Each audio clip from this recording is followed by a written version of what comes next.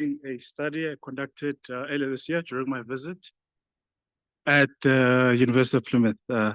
So it's titled The Role of Eukaryotic Species in Buffering Temperature and Promoting Biodiversity in Intertidal Coastal Habitats. So macroalgal species are essential ecosystem bioengineers, providing a wide array of ecosystem services. So they're also considered foundational species due to their ability of modifying environmental conditions, underpinning biodiversity both locally and in adjacent habitats. So fucoids, seen on the figure on your left, are brown seaweeds, commonly known as brown seaweeds, which are generally distributed along the intertidal zone and provide essential nursery and feeding grounds for many coastal species. So extensive studies have mainly looked at the structural properties and biodiversity in relation to fucoids, and less attention has been given to the microhabitat characteristics of fucoids, as they may influence the microclimatic conditions, such as thermal properties, providing several thermal microhabitats for coastal species to occupy, therefore facilitating the establishment as well as the distribution of coastal species. So the present study aimed to, number one, assess how fucoids shape thermal conditions, and number two, to characterize the microbenthic taxonomic composition in relation to fucoids, where we therefore hypothesize that the temperature under the fucoids will be lower compared to bare rocks, so without fucoids, and that the high fucoid cover increases thermal refuge function. And lastly is that the fucoid cover provides a thermally heterogeneous environment. So we conducted the study on the south coast of the United Kingdom, particularly at Plymouth, where two sites were identified, namely the Plymouth Breakwater site, as well as at the Wembury Point site. So these two sites have a fairly similar tidal range as well as influence, making them comparable. So at each site, we identified zonation patterns. So the high zone, the mid-high zone, as well as the mid-low zone, but we excluded the high zone due to the absence of fucoids. So at each site, we identified 15-meter transect sections and sampled at every 1 meter. So in order to characterize thermal fucoid characterization, we deployed 10 thermologgers over 2 days with a day mean temperature of 18 degrees, as well as 20 degrees, where 5 thermologgers were deployed under the fucoids and 5 thermologgers deployed on bare rock. So for surface thermal heterogeneity, 15 thermal images were taken over 2 days at the two zones, and the thermal data was collected during the low tide period. So for the biodiversity surveys, we used 25 by 25 centimeter quadrants in order to determine percentage cover for sessile species and mobile species as counts, and also considered mobile species under the fucoids. So we grouped the identified taxa with sessile species grouped as canopy, subcanopy, turf, sponges, and barnacles, and mobile species as limpets, tuminate gastropods, amphipods, as well as sea anemones. So for statistical analysis, we looked at 3 main components in order to characterize the fucoid thermal characterization. We used a linear mixed effects model as well as a linear model. In order to look at temperature variability between the two habitats, we calculated the semi-variance over time, scaled by 1 minute, and compared the means. And in order to look at the macrobenthic biodiversity association between under the fucoids as well as exposed, we used a multi-level pattern analysis. So in terms of the thermologger data, with the red representing the temperature of the exposed habitats, and turquoise representing the temperature under the fucoids. So we clearly see that temperature under the fucoids was significantly lower at the Plymouth Breakwater site, as well as the Wembury Point site, indicating that fucoids do buffer temperature. And when you move over to the thermal profile from a surface perspective, thermal heterogeneity was present at both sites, but it was variable, with temperature being significantly lower at the Wembury Point site compared to the Plymouth breakwater site. And this could be possibly due to the high microalgal cover at the Wembury Point site. So we did a linear model with microalgal cover on the x-axis and temperature on the y-axis. And we clearly see a negative relationship between the cover as well as temperature, but a much more steeper slope at the Wembury Point site compared to the Plymouth breakwater site. So when we looked at temperature variability, we did find significant differences within sites between habitats, with temperature variability being significantly lower under the fucoids versus the exposed habitats, indicating that the temperature under the fucoids temperature fluctuation was lower and very stable under the fucoids compared to the exposed habitats. And this could be utilized for habitat provision by especially temperature-sensitive species. So when we looked at the multi-level pattern analysis, we found a high biodiversity association under the fucoids, particularly at the Wembury Point. At the Wembury Point site, with taxonomic groups such as canopy-forming species. So canopy-forming species, so we saw a lot of juveniles there. Subcanopy groups, sponges, as well as tuminate gastropods. And this could possibly link to the thermal tolerance ranges of each taxonomic group. So what we observed in this study is that fucoids play an essential role in driving thermal properties at both the sites by providing a diverse range of thermal microhabitats, number one, observed by buffering temperature, and also providing thermal niches for microbenthic species to occupy. And this directly structured the community composition at each respective site. So seeing from the study, the importance of fucoids, fucoids are important given the increase in global temperatures, as they can function as biological facilitators for microbenthic species, and more conservation efforts are needed in order to protect these algae, and also to employ nature-based eco-engineering principles, such as transplanting fucoids, and also creating designs which promote the colonization and establishment of fucoid species. So I'd like to acknowledge Shazad Dawood for funding my trip there, Ms. Jessica Allen for assisting in the field, and the skippers from the Plymouth University and Long Room Port Control for access to the breakwater. Thank you. Thank you so much, JB, for that talk. And does anyone have a question? One or two? I hear our keynote speakers already here.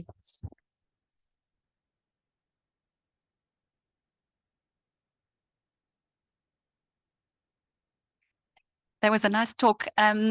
Was it more than one species of fucoid or? So it was several species of fucoids. So there was Fucus spiralis and Fucus serrata. Yeah. So there was 3 species. So one we couldn't identify to species level, but the most common one was Fucus serrata as well as Fucus spiralis. Awesome. And they're all canopy forming? Yes, they're all canopy forming.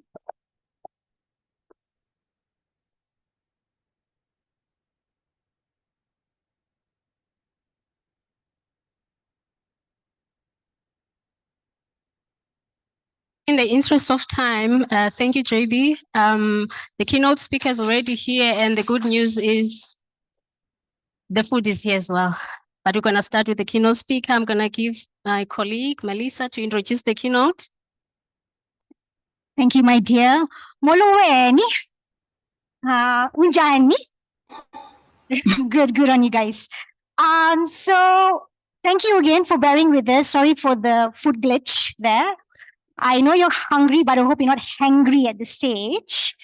All right. So, okay. So without further ado, for this morning, we had an honorable speaker, Professor Alan Whitfield, who has shared with us his experience and his research work. And I'm sure we are all inspired by that. But times have changed. So, and the room is filled with youths here, and we want to be relatable to works of current times. What can we do? What can we apply?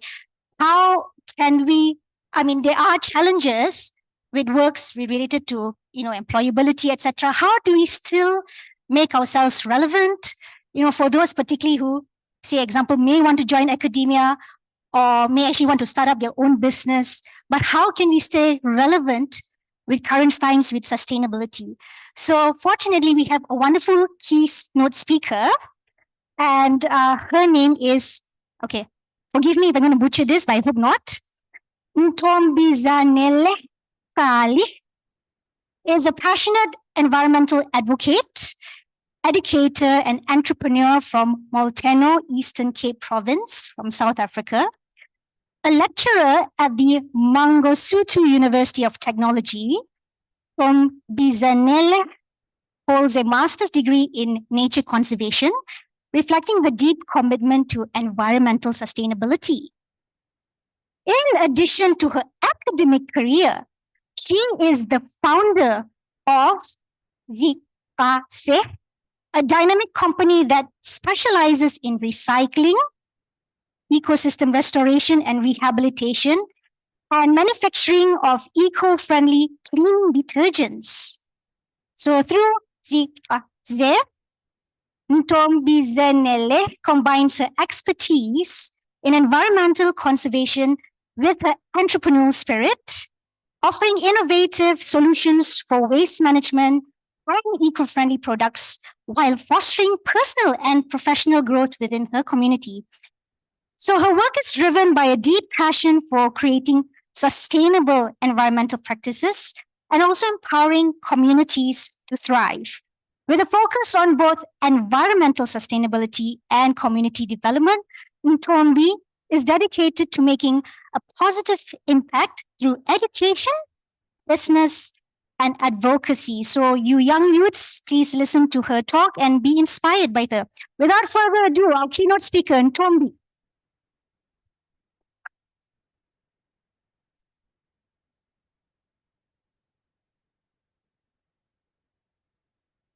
Who is supposed to be online?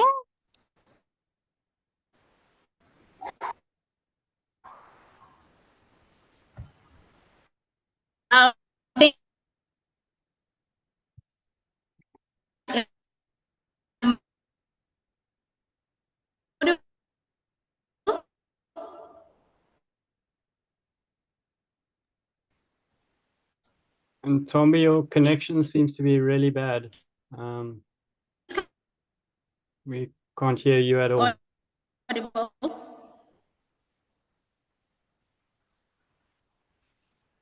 Am I audible?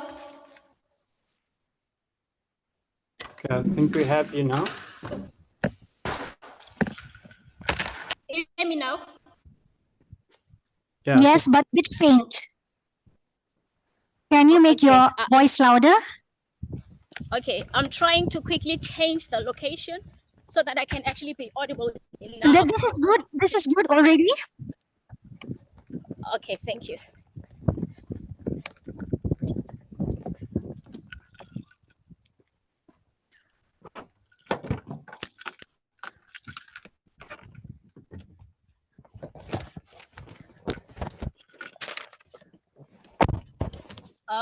Thank you very much, everyone, and good afternoon once more. My apologies for that. I think the area at which I was actually didn't have like sufficient coverage. I have already been introduced. I am Miss Ntombizanele Charlie, as it has been stated on my bio, and there's a lot that has been spoken, so I'm not going to go through the detailed introductions, but it is such an honor to actually join you on this beautiful symposium. So the topic that I will actually talk about on my presentation is empowering communities through education, a pathway to sustainable waste management and aquatic ecosystem protection. So the topic has actually slightly changed from what I've actually submitted, but it's actually the same thing, because the one I submitted prior was empowering communities for a cleaner future, which wanted to emphasize more on the role of education and awareness and sustainable waste management and pollution reduction. So the most significant thing is basically using education as one of the weapons to actually try and solve some of the problems that we are facing, and especially when it comes to aquatic ecosystems. So when I was actually looking at the theme of the symposium, which is Rombi, sorry to cut you for a while, but just so you know, you're not sharing any slides here yet. Are you supposed to share something with us? Yes, I am. And to me, it's showing that I am sharing. Oh, it's not visible. Okay. Hang on. It looks like it's coming up. Okay, finally it's up. Thank you. But just put it in your slide mode, please. Yeah, it's already on slides mode on my side. Is it appearing smaller on your side? It's not in the slide presentation mode. We can see the other smaller slides at the side. Oh. So just click on your bottom right, please. Let me look. Just click on your bottom right and you're set. Okay. How is it now? Yeah, the icon. Is it fine now? We still see the other slides. So can you just click on the bottom right? There is a slide icon there. Okay, further down.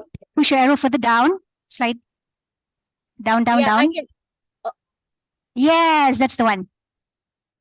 Is it fine now? Is it appearing now? Never mind. I think you just continue on. It's all right. We can see your slides. Yep. Oh, you can see them? Because on my side it's on slide mode. Okay. Thank you for that. So as I actually looked at the theme for the symposium, which is actually safeguarding Africa's aquatic future, I actually just tried to point my eyes more on the keywords of the theme, and of which it's like safeguarding aquatic future Africa. So all of those terms, you know, they are like holding a very significant emphasis on the on the theme itself. So particularly looking at safeguarding and trying to disambiguate it, like to safeguard basically I think obviously means to protect, you know, something from harm, from danger, or from risk. So when I approached my presentation, I actually approached it with the lenses of what are the problems that are out today that our aquatic ecosystems are facing in Africa or South Africa, which are obviously now, you know, kind of also threatening the future of our aquatic ecosystems, which now we need to safeguard our aquatic ecosystems from. So obviously there are so many challenges, but including the pollution which stems from poor waste management practices. So hence I believe that, you know, education can actually play a huge role when it comes to addressing the issues that are faced by the aquatic ecosystems. As we know that pollution rates are just escalating in our country. There's plastic pollution. There's a lot of things that are just basically aquatic, and also a community currently running a project new, but there is on environmental sustainability, workers on the education and awareness, and also the ecosystem rehabilitation and restoration, where actually I'm looking more at the aquatic ecosystems like the wetlands and the dams in my community that are plagued by pollution. Because the town is extremely dirty, and you know those waste materials, they just fly into our natural dams, our wetlands, and all of that. And also people have a tendency of just dropping their garbage just next to these water bodies. Hence, I saw that there was a need for me to actually start a project that is going to address that kind of problem. And also I made sure that as I am starting my project, let me make sure that my project is a project that can also generate money. Since it speaks to pollution, there's also a recycling component around it. So how can I create entrepreneurship entrepreneurship opportunities around the problem that the community is facing.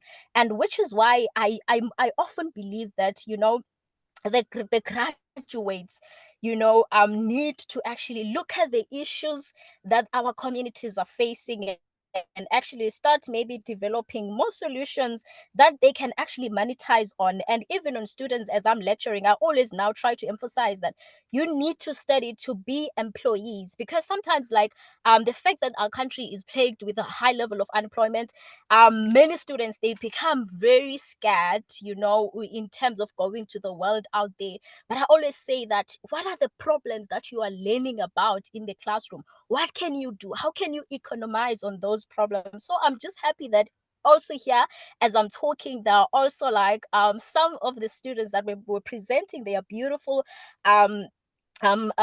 projects that they are doing and all of that, and even those who are not presenting anything, but the problems that are out there, they actually need us to take a stand and try to solutionize them. So as Africa faces escalating waste management and pollution concerns, particularly in its freshwater and marine environment, empowering communities through education and awareness is critical to ensure the continent's aquatic future. So this presentation basically explores how education can empower communities to manage waste sustainably and protect our aquatic ecosystems, because by fostering like awareness and providing knowledge, we can actually drive collective action towards a healthier environment and future. So what is the importance of education? Education plays a huge role as the foundation for empowerment. It equips individuals with the knowledge to make informed decisions regarding waste management or any other problem that our aquatic ecosystems are facing, and the protection of their local ecosystem. And now when people are having this awareness, this is the awareness now that can actually help them to actually take or practice sustainable practices, or practice those sustainable actions within their environment. So understanding waste management briefly: effective waste management involves reducing, reusing, and recycling materials to minimize the environmental impact. So communities that understand these concepts can actually implement the strategies that lead to cleaner neighborhoods and healthier ecosystems. And now talking about the aquatic ecosystem protection. So aquatic ecosystems are vital for our biodiversity. There's so much more that is in there, but other people do not understand that there is a lot of there's life within these water bodies. So the activities that we are doing, they have a potential to actually kill that life. And the most important thing, that life is also important to us to sustain our well-being as humans. So protecting these environments now requires community involvement and education on the impacts of pollution and also the overexploitation of natural resources. So engaging now the communities through workshops, the cleanup drives, like I have done just a few cleanup in my community, and educational campaigns fosters a sense of ownership. When individuals feel connected to the environment, they are more likely to participate in sustainable practices. And we can also include the local leaders as we are trying to foster environmental education in different communities. Local leaders play a critical role in promoting education and awareness by advocating for actually the sustainable policies and practices, and they can inspire the community members to take action towards waste reduction and ecosystem protection. Because also our local leaders, they are usually the people that are caring, or maybe that are held at a high regard, by the people from the community. So when the message, comes through them, or when you collaborate with them doing these things, it's very high likely that their program can actually, become successful, and also creating the collaborative partnerships like between schools, community organizations, and local government enhances the educational outreach, and collaborative efforts can actually now lead to innovative solutions for waste management and ecosystem conservation, integrating technology, because I mean, we're living in a digital world and technology is providing us with solutions that are just, you know, efficient and make things easier for us. So utilizing technology in education can also enhance the learning experiences. Having some digital platforms can provide the resources and the tools for communities now to monitor their waste or other problems, you know, that are in their aquatic ecosystems, and engage in environmental stewardship effectively. And it's very much important that, you know, as you're doing that, maybe that environmental education or that empowerment of the communities towards whatever that you are doing for environmental sustainability, you also measure the impact. You also try to use maybe the surveys and conduct community feedbacks to actually assess the changes in behavior regarding, you know, the problem that you are trying to solve. Like, as I'm talking about waste management and ecosystem protection here, so that you can also see where you're lacking and where you actually doing great. So in my presentation, I thought that it would be very important for me to actually include the success stories on environmental education, or integrating environmental education with the, you know, with environmental sustainability. So there's research I actually conducted, like the Clean Water for All program in Mexico. Like, people can actually research it and read out more about it. So in Mexico, Baja California region, the Clean Water for All program focuses on educating the rural communities about water conservation, waste management, and protection of aquatic systems, ecosystems like the rivers, the estuaries. And this program includes hands-on trainings for children, the farmers, and local residents. You can see that they are actually including the people, the community. And the key outcomes that this program had, that have been actually been published about the program, is that it has successfully reduced the water wastage through the adoption of the water efficient irrigation techniques and better waste disposal practices. And also the local communities have become active participants in water quality monitoring programs, with citizens helping to track the pollution levels in nearby rivers and the lakes. And another one that I'd like to talk about is the one of the mangroves restoration and education program, to show that this can actually help if we can actually also adopt it more and practice it more. So in southern regions of India, an area home to vast of mangroves forest has an educational initiative that is led by the Wildlife Protection Society of India, and has empowered communities to engage in mangrove restoration and conservation. And this initiative basically provides educational workshops for school children, farmers, and fishermen to understand the ecological value of mangroves. And then, according to research, they indicate that the key outcomes of this include, like, over 10,000 hectares of mangrove forests have been restored with the help of local communities. And educational programs have fostered a better understanding of how mangroves protect coastal areas from erosion, and provide the habitat for biodiversity, and support, you know, sustainable fisheries. But there are challenges, of course, that actually tend to rise when it comes to implementing things like this, and especially when it comes to environmental education. So funding is one of the problems. In my project, I'm currently I'm facing that kind of problem, because you need the resources for you to rehabilitate and restore the wetlands. You need funding for a lot of things, even for the recycling. There's you need people and all of that. And also the cultural barriers can actually stem when you're doing environmental education. Sometimes, you know, even things like language, people may not really understand, you know, the science language. So now you need to make it simpler so that they can actually be able to understand it. And also the resistance to change. People I have already developed habits to just throwing waste anywhere. So it's not easy for them to now, you know, adapt to these new practices that you are introducing, but patience is key. So the solutions to these that can actually be implemented is like partnership with the NGOs and businesses.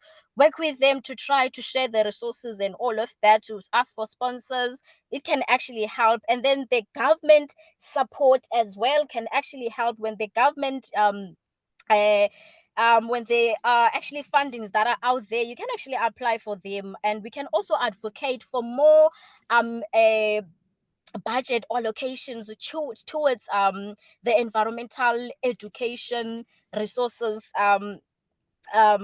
Yes, and also the awareness campaigns to actually educate people about the benefits, like when you talk to people in a way that they can relate. So if you are making sure that you're not polluting this ecosystem, what benefits are you going to get from this ecosystem, including the enhancement of the quality of your of your health? So the future directives that are actually thought about, as I was preparing the presentation, is that the strengthening of cross-section, like sector partnerships, where that there's a collaboration between the researchers, the educators, and policymakers to ensure that science research on aquatic ecosystem is effective and is basically effectively communicated to educators and policymakers makers through the workshops, the symposiums, and etc.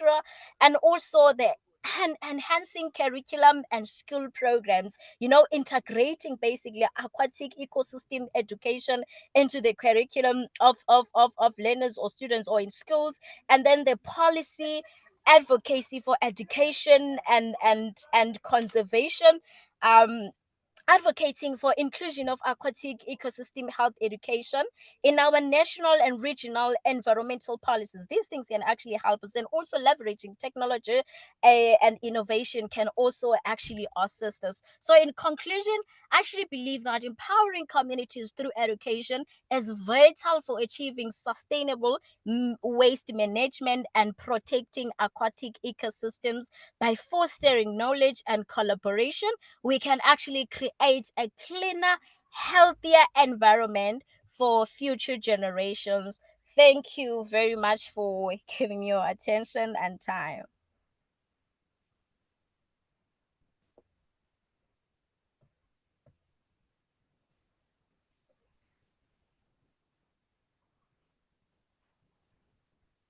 Hello. Thank you. Thank you. Thank you, Ntombi, for that wonderful talk. I do have questions from the floor. I probably have one question, Tombi. I see that a lot of the work they do is obviously engaging with the with schools. So I want to know, to what extent where do you see your work going forth with them in terms of introducing it as a syllabus, perhaps at some stage, and probably engaging with the Ministry of Education to implement a lot of this works, and maybe for schools to become like ambassadors to drive a lot of the sustainable work? Do you see that happening officially? Yes, I am seeing that happening officially. I mean, some of the things that we propose, we should also, play a role in making sure that those things actually happen. So I am seeing that actually taking place, and I'm actually planning on working even on small booklets as a start, where I just highlight significant environmental problems, and just create interactive activities for the school learners to learn easier and all of that, and also for community members in workshops and all of that to learn about that. So distributing those booklets, to schools, I believe that it can actually assist, and having, asking maybe having a group of students, that are interested in volunteering into the program, that are going to work closely, into this. To ensure that it basically happens and all that. So I'm actually seeing that. And also because the one of integrating environmental education into the curriculum, I know that it could be something that can take a bit longer, but I am seeing, just proposing to the Minister of, of Education and see how it can go. But meanwhile, we're still pushing that one, which might be long term. I am thinking of the one of booklets. Tombi, I actually see a lot of potential in this work actually, because I'm also coming from Malaysia, and it's actually coming from pretty much your background as well. So I definitely see a lot of potential coming through, especially getting funding from industries and other stakeholders that will definitely see potential in your work. It's a very long-term thing that you're doing. So good luck in whatever you're doing, and I really hope for the best for you, yeah? Thank you very much. I really And appreciate it. as for everyone else who would like to get hold of Ntombi, she did share her email address, but otherwise you can also get it from the committee to engage with her on how to do your own startup. So for this point, thank you very much, Ntombi. Thank you very much. My Thank you. pleasure. Food has arrived. Yeah, we can actually proceed. However, we have to be here 2:45 p.m. sharp. 45 p.m. sharp. Yeah. Thank you very much, and please proceed.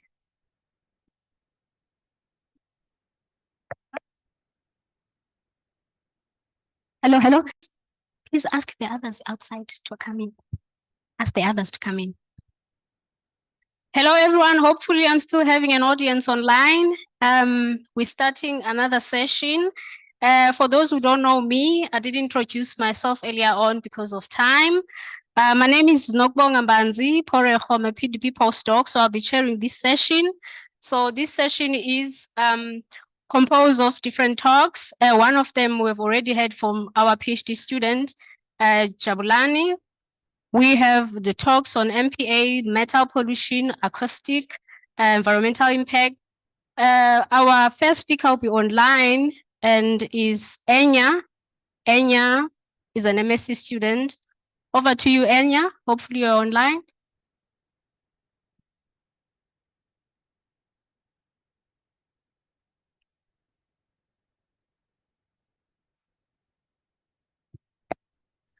Hi, sorry, I am online. Perfect. We see your slides. Okay, wonderful. So is it on presenter mode now? And you can hear me? Yes. Okay, thank you so much. So my talk is about the relationship between commercial line fishing and marine protected areas in KwaZulu-Natal. This project was supervised by Dr. Anthony Bernard from SAIAB, Dr. Jessica Coburn from the Environmental Science Department at Rhodes University, and Dr. Bruce Mann from the Oceanographic Research Institute. And I am a master's student at Rhodes with SAIAB.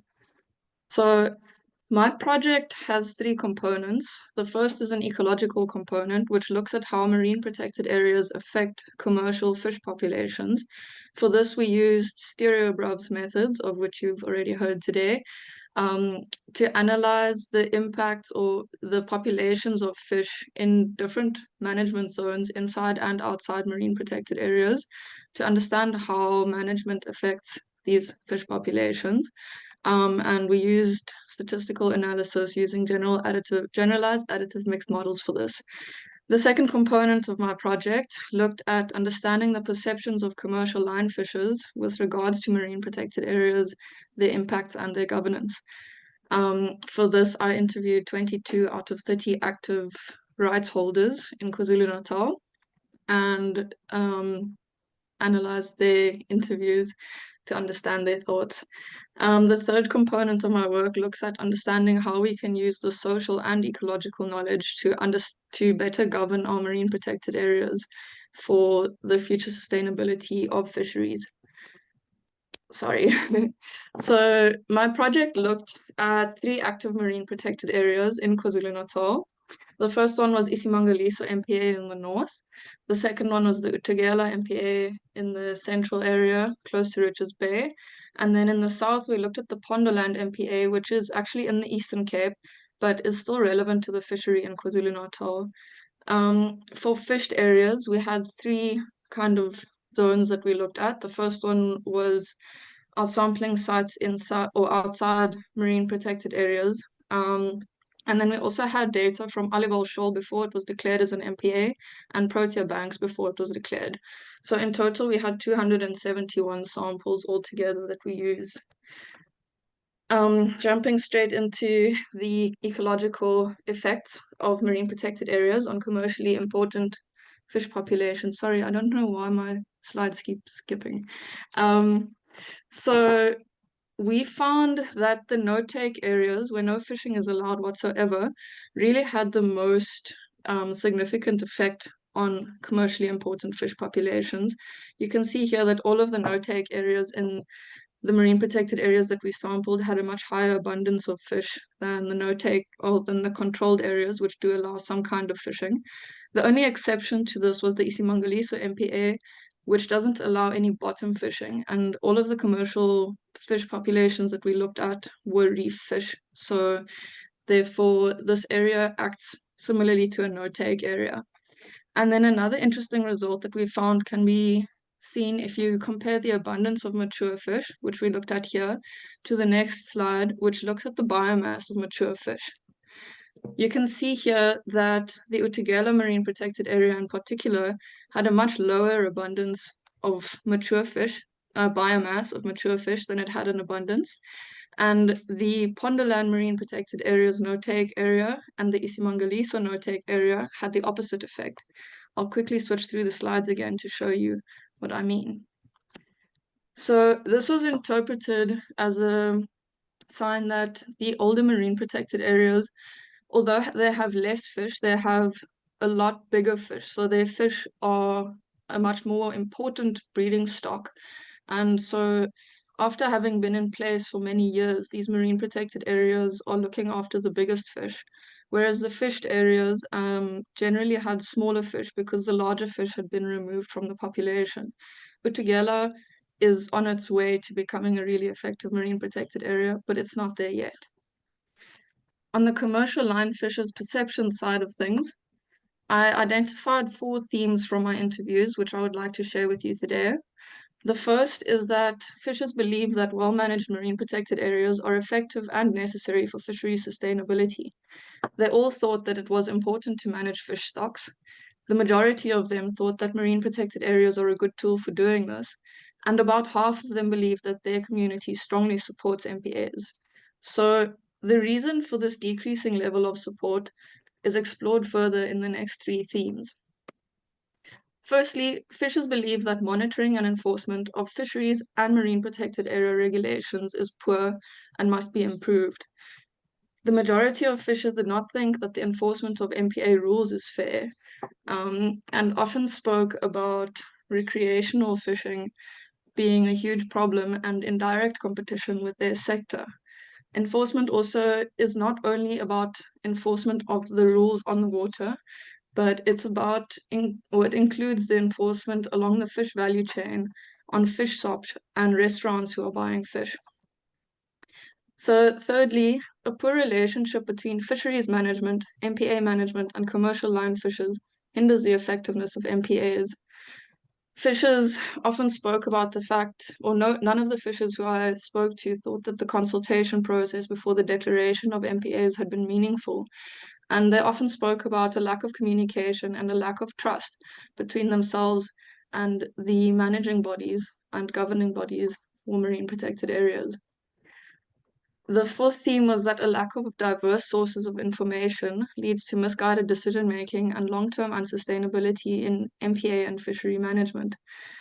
They often spoke about the fact that poaching reports were not being heard and did not lead to adequate prosecution for fisheries-related crimes.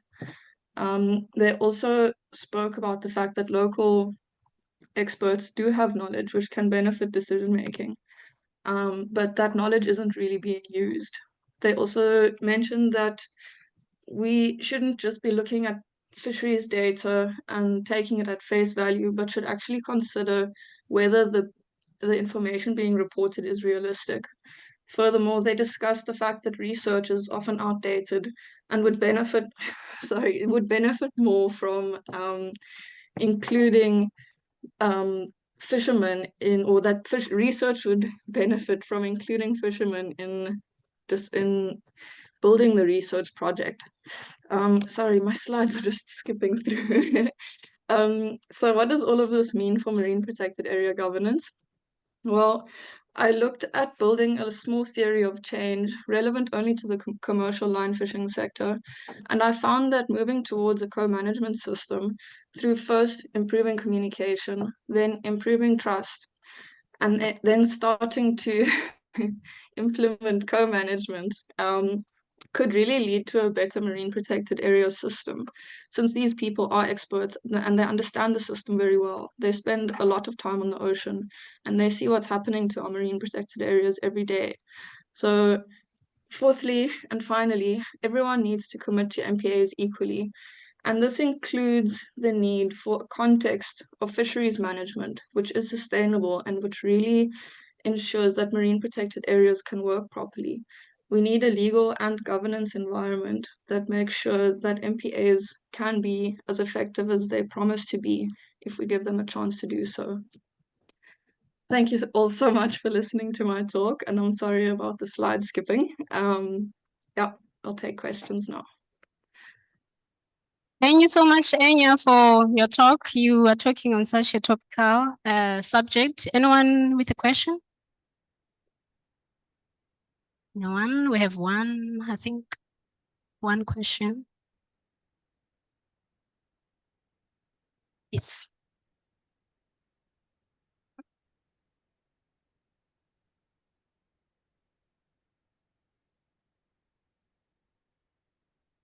Thank you.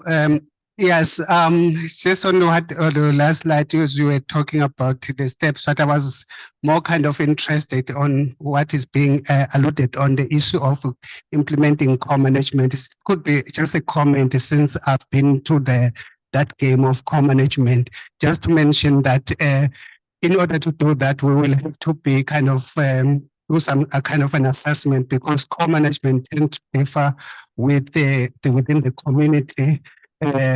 Also within the same community, also it can differ within different fisheries. You find that the same communities, some are more into shellfish, others are more into finfish. So if you are kind of looking issues of co-management, or you are kind of promoting co-management, you are kind of you might find different results. So the message here is just you need to invest more on kind of information, kind of research to see what can work, what cannot work, at what conditions, or what can influence those co-management structures. It's a very important aspect that we should actually kind of promote, that we should be looking at research in all spheres of fisheries going on into that. Thank you. Thank you so much. Yeah, just a note on that. I found that obviously there's a lot of different types of co-management, and I think the type of co-management that is implemented varies very much depending on the context and depending on who's involved in it. And what the fishers that I spoke to were asking for primarily was just to have a poaching reporting protocol that's effective, so that they have some sort of ability to enforce rules on these recreational fishers who are coming and competing with them directly in their own market. They want to be able to report this poaching behavior and know that this report is going to be taken further, because currently it's not really happening that way. And then additionally, in terms of research, they also mentioned that, for example, in their fisheries reporting, in their blue books, they fill in all the fish that they are allowed to catch and that they do catch, but there's no space to monitor fish populations that they're not allowed to catch and remove, but they are still catching these fish. For example, 74, you can't really control what's happening to the bait on your line, but they're catching a 74, and then they have to release them again. But they claim to have seen a huge increase in the number of 74 that they're catching, but there's no space for them to report this to fisheries and have this taken seriously as data that can be used in terms of reassessing our fish stocks. And this is a very low level co-management arrangement that could make a huge difference to the system. So these are just some of the ideas that I'm currently exploring, but I think that co-management, of course, it's a very complicated thing and needs a lot of consideration to be implemented properly. So I do acknowledge that. Thank you very much. Thank you, Enya. A round of applause for Kenya. As we're having most of our speakers online, so speakers online, please be on standby just in case we experience some glitches. So our next speaker, however, is here in-house, Tafara Frank, who is a PhD candidate. Over to you, Tafara. Please note you have 10 minutes, 2 minutes for questions. Please clap for him as he stands up.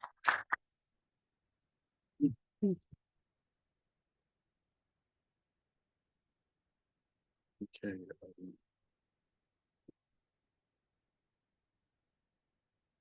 Sorry.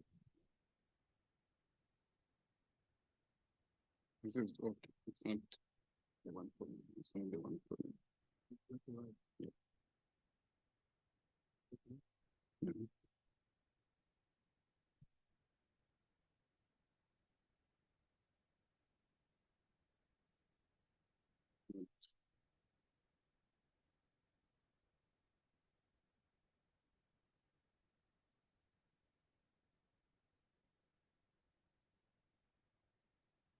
Okay.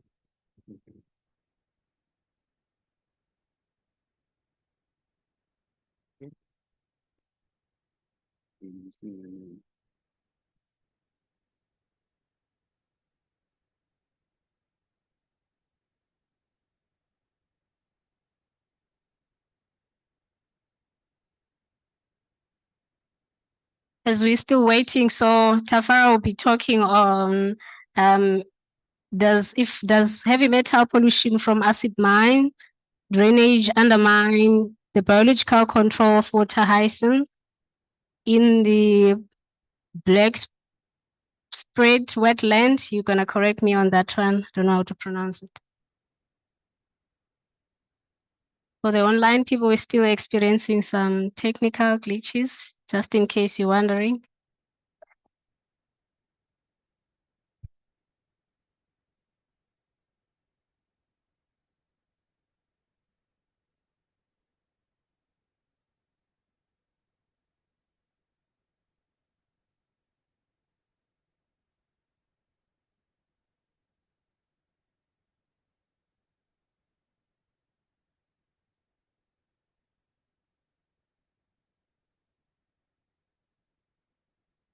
And please note online, you can type a question if you want to ask a question or raise your hand.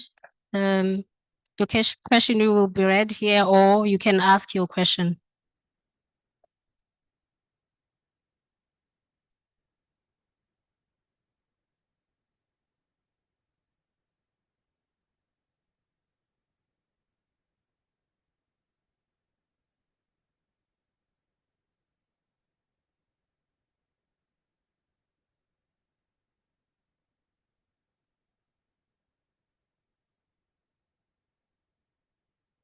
Probably.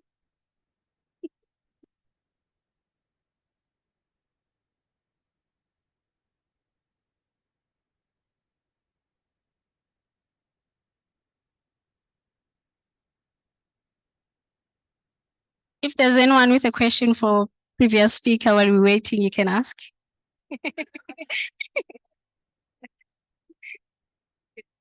Unfortunately, we can't play music.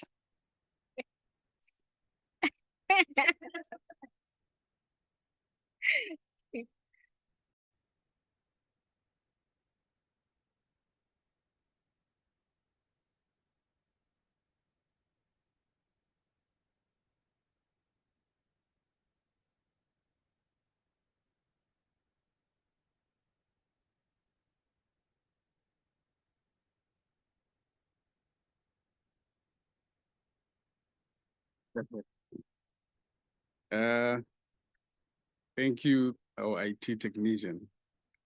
I was almost getting a heart attack. But anyway, my name is Frank. Oh, thank you.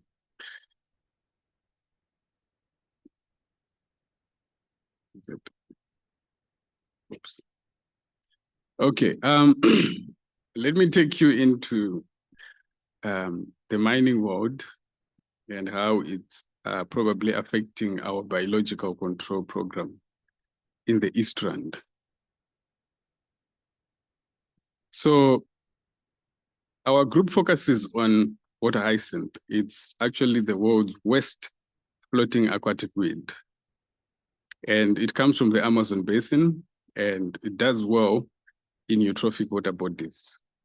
The major issue with this invasive plant, it produces quite huge seed banks, and there's quite a number of socio-economic impacts. Just to take a bit of a global view of the extent of this problem. So this is in Kenya, Lake Victoria. This is in Ethiopia. This is in Bangladesh. So what do we do at Center for Biological Control? We use a specific insect to control a specific invasive plant. Of course, after following rigorous host specificity tests to make sure that the insect does not feed on any plant of economic value. So for this, for water hyacinth, we use Megamalus catellaris, which is our very small insect, as demonstrated here. But we also need to know that it is very, to ensure that we realize maximum potential of biological control, we need high numbers of healthy insects. The key word here being healthy. So we have Vinec mass rearing facility here in Grahamstown that provide this insect for us. So we have a number of approaches, including inundative and integrated approach. And we have quite success stories using our inundative approach. In fact, we have released about more than 9 agents to control aquatic invasive plants. So now, coming locally, this is, oops, sorry. I think it's taking time to load. But okay. Our study area is the East Rand. This is Meadow Lake in the East Rand. This is Civic Lake.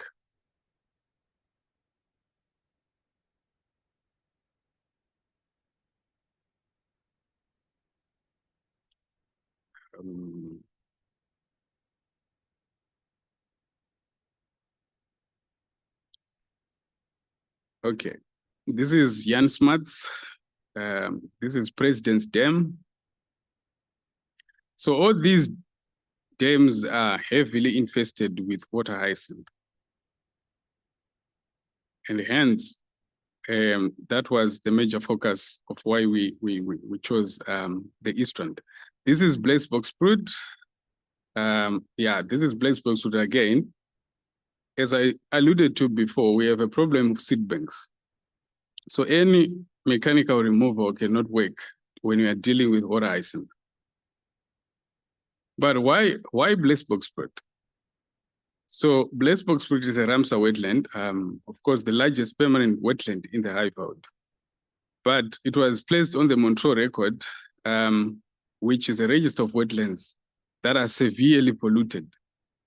As we can see here, we have quite high sewage pollution and industrial pollution in, around the Blaze box fruit catchment area. So we have worked on Blaze box fruit since 2020, tried to release our agents, but they were not establishing. Then the question is why? Could it be the hyperaccumulation of heavy metals from acid mine drainage? So acid mine drainage is a phenomenon whereby it's the breakdown of iron pyrite, which is the waste rock, and it gives us ferric hydroxide. This has got high concentrations of metals, especially iron, manganese, and aluminum. And this problem can persist for a very long time. So where does it come from? As I alluded to, waste rock. So these are actually artificial mountains of waste rock that we find around Blaze box fruit. They are even showing evidence of erosion. Then the second issue is mining voids. These are basically areas that are left after companies have taken out their gold. This is underground. We're talking of underground mining. So all these blue and red areas, they accumulate water, and that water essentially is acid mine. So for mining companies to remain operational and profitable, because they want to access gold underground, they have to pump out this water. The issue is how this water is disposed to the environment. And it's quite large volumes of water. Now, when a mining company closes, now pumping stops, and it's a problem again. So this water fill up the voids, and now decanting starts. Water just flowing randomly from any point into the environment. So this research is trying to link heavy metal pollution in the aquatic systems and how it affects our agent. So essentially, our agent is a sap-sucking insect. So it is the accumulation of heavy metals in the plant tissue that our insects are exposed to, which follows a cascade of biological toxicity effects, including neurotoxicity and even affecting the gut microbiome, particularly the symbionts of our agent. So we collected our samples from 7 sites, took physical chemistry, and evaluated heavy metals. We did this from Wheatfield Dam down to Blesbokspoort, which is about 40 kilometers. So what did we find? We start with the physical chemistry. The pH and temperature were fairly constant, but electrical conductivity, we seem to have high ionic strength as we moved further east. This was in combination with dissolved oxygen, a reduced dissolved oxygen. So the combination of these parameters, it actually motivates metal bioavailability in the water column. And then this happens. So we realize if we match the color code and the impact, we realize that our systems are severely impacted.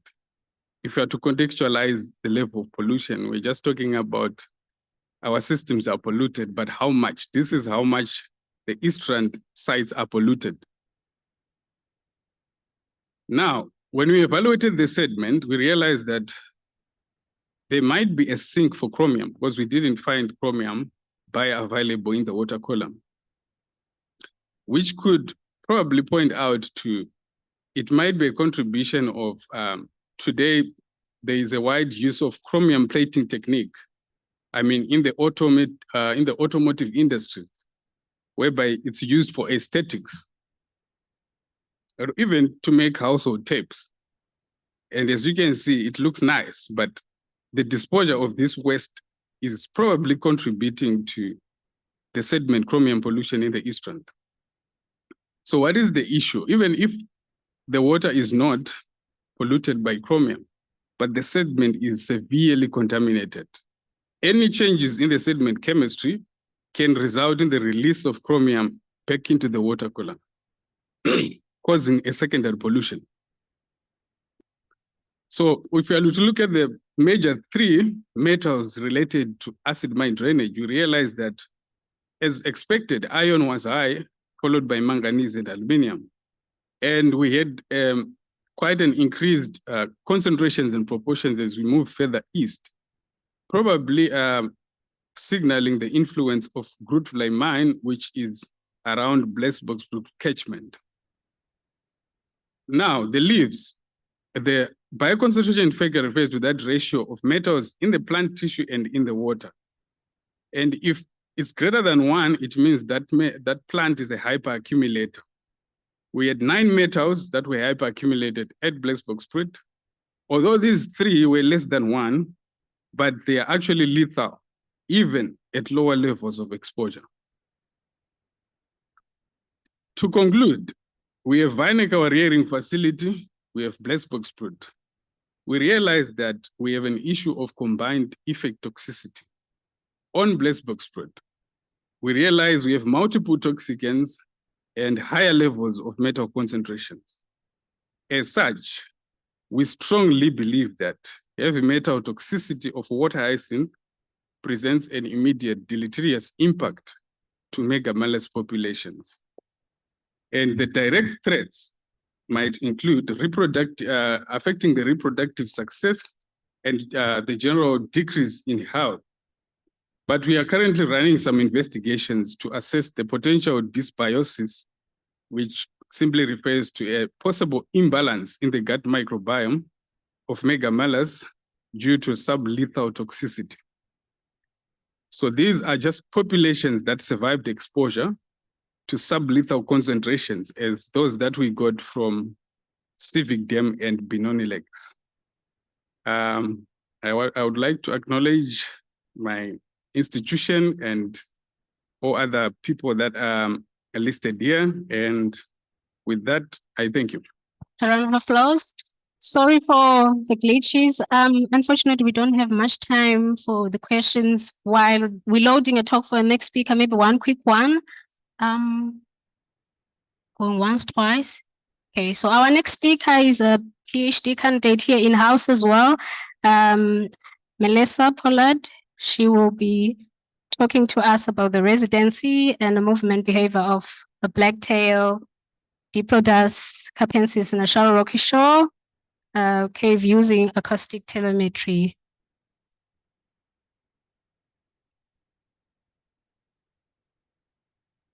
Okay, maybe one quick one while we're still looking for a presentation. Anyone with a question for a previous speaker?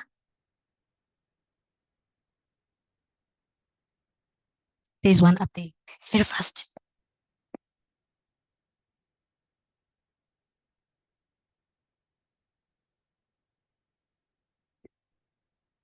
This might be a silly question, but is there a way to check the heavy metal concentrations in the actual insect itself? So if you took a whole bunch of insects, ground them up and tested for the metal?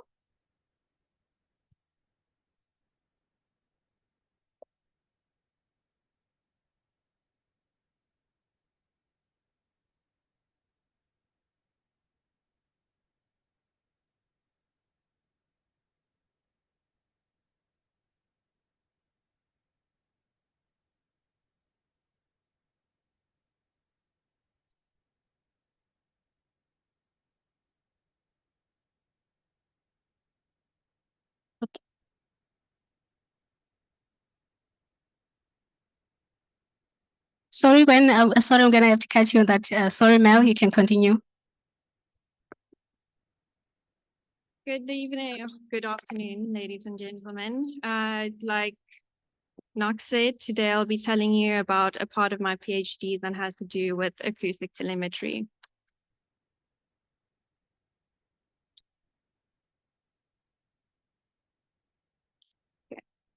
To understand the ecology of a species, it is important to understand the movement, behavior, and connectivity among different habitats of the species, especially when it comes to identifying the important areas for life history stages, such as the early life stage.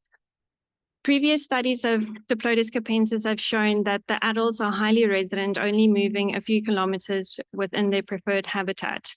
Less is known about the juveniles of this species, with one study showing that Diplodocus capensis had the lowest degree of residency compared to white mussel cracker and zebra in a coastal nursery habitat comprising of small gullies with a degree of residency of only 10%.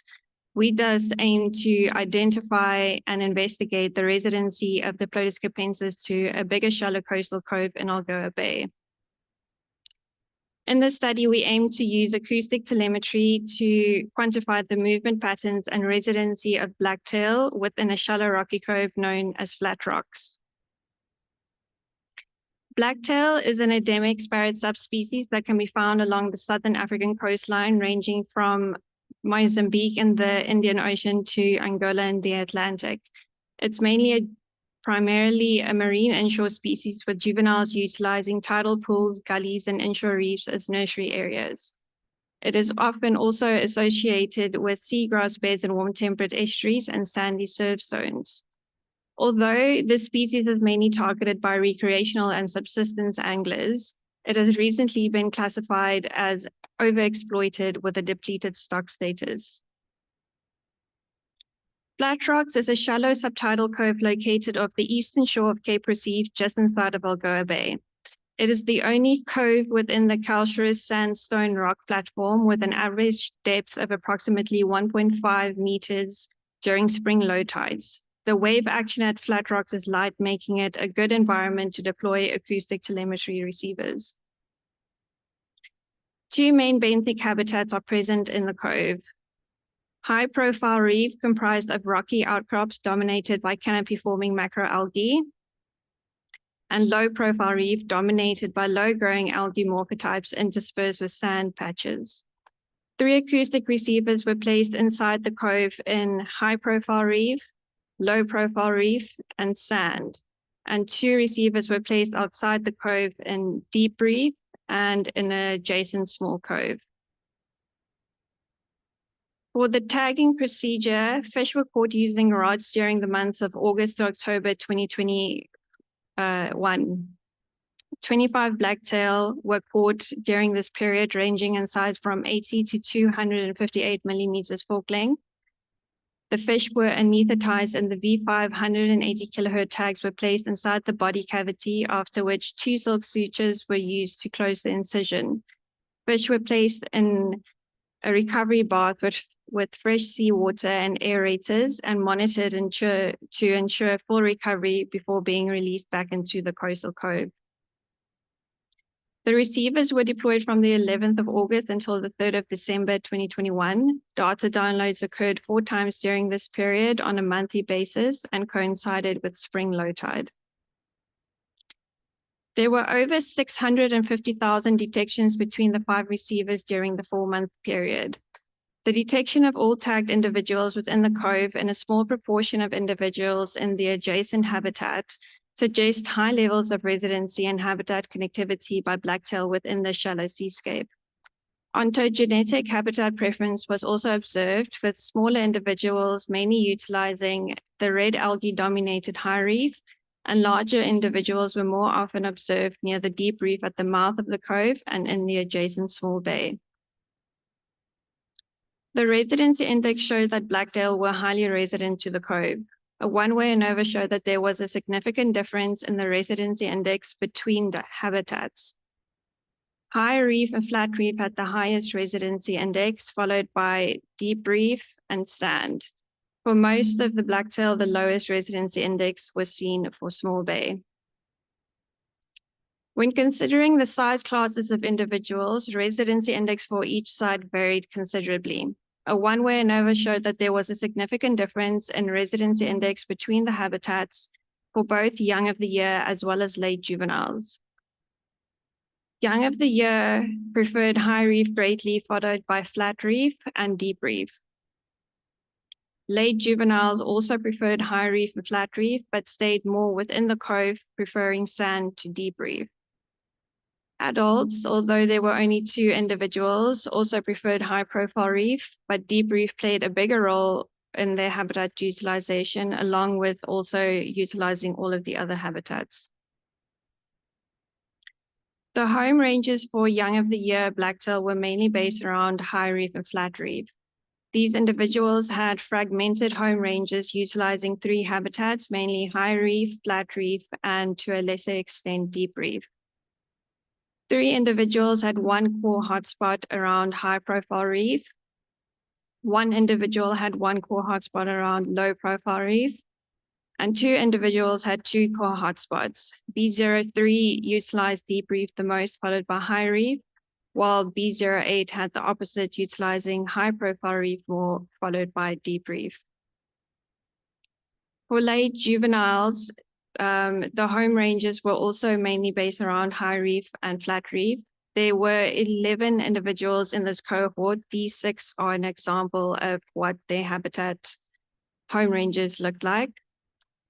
These individuals also had fragmented home ranges utilizing all 5 habitats, but mainly high reef, flat reef, and sand, while deep reef and small bay was utilized to a lesser extent. 3 individuals had 1 core hotspot around high profile reef. 2 individuals had 1 core hotspot around low profile reef, and 1 individual had 2 core hotspots utilizing high profile reef the most, followed by low profile reef. Our biggest individual, B15 at 258 millimeters fork length, had the largest home range at 4.54 kilometers squared. It utilized all of the habitats, but had 3 core hotspots based around high profile reef, deep reef, and small bay. B19 at 207 millimeters fork length had a home range of 0.27 kilometers squared and had 1 core hotspot around high profile reef. As the first national marine spatial plan in South Africa is currently being developed for Algoa Bay, determining the ecological importance of the coastal region is needed so that the correct conservation and management measures can be highlighted. The Southern African coastline provides few alternative marine nursery areas, meaning that the deterioration of these habitats would have a remarkable effect on the fish species using them. It is thus critical to identify and value nursery habitats if they are to be beneficially managed and conserved. Contrary to previous studies in subtidal gullies where juvenile blacktail show a lower degree of site fidelity, this study shows that blacktail are highly resident to flat rocks, utilizing all of the habitats within the cove, and is thus an important nursery habitat for this species. I would like to thank all my sponsors and collaborators for making this project possible. Thank you. Oh, one quick question for Mel. Yes.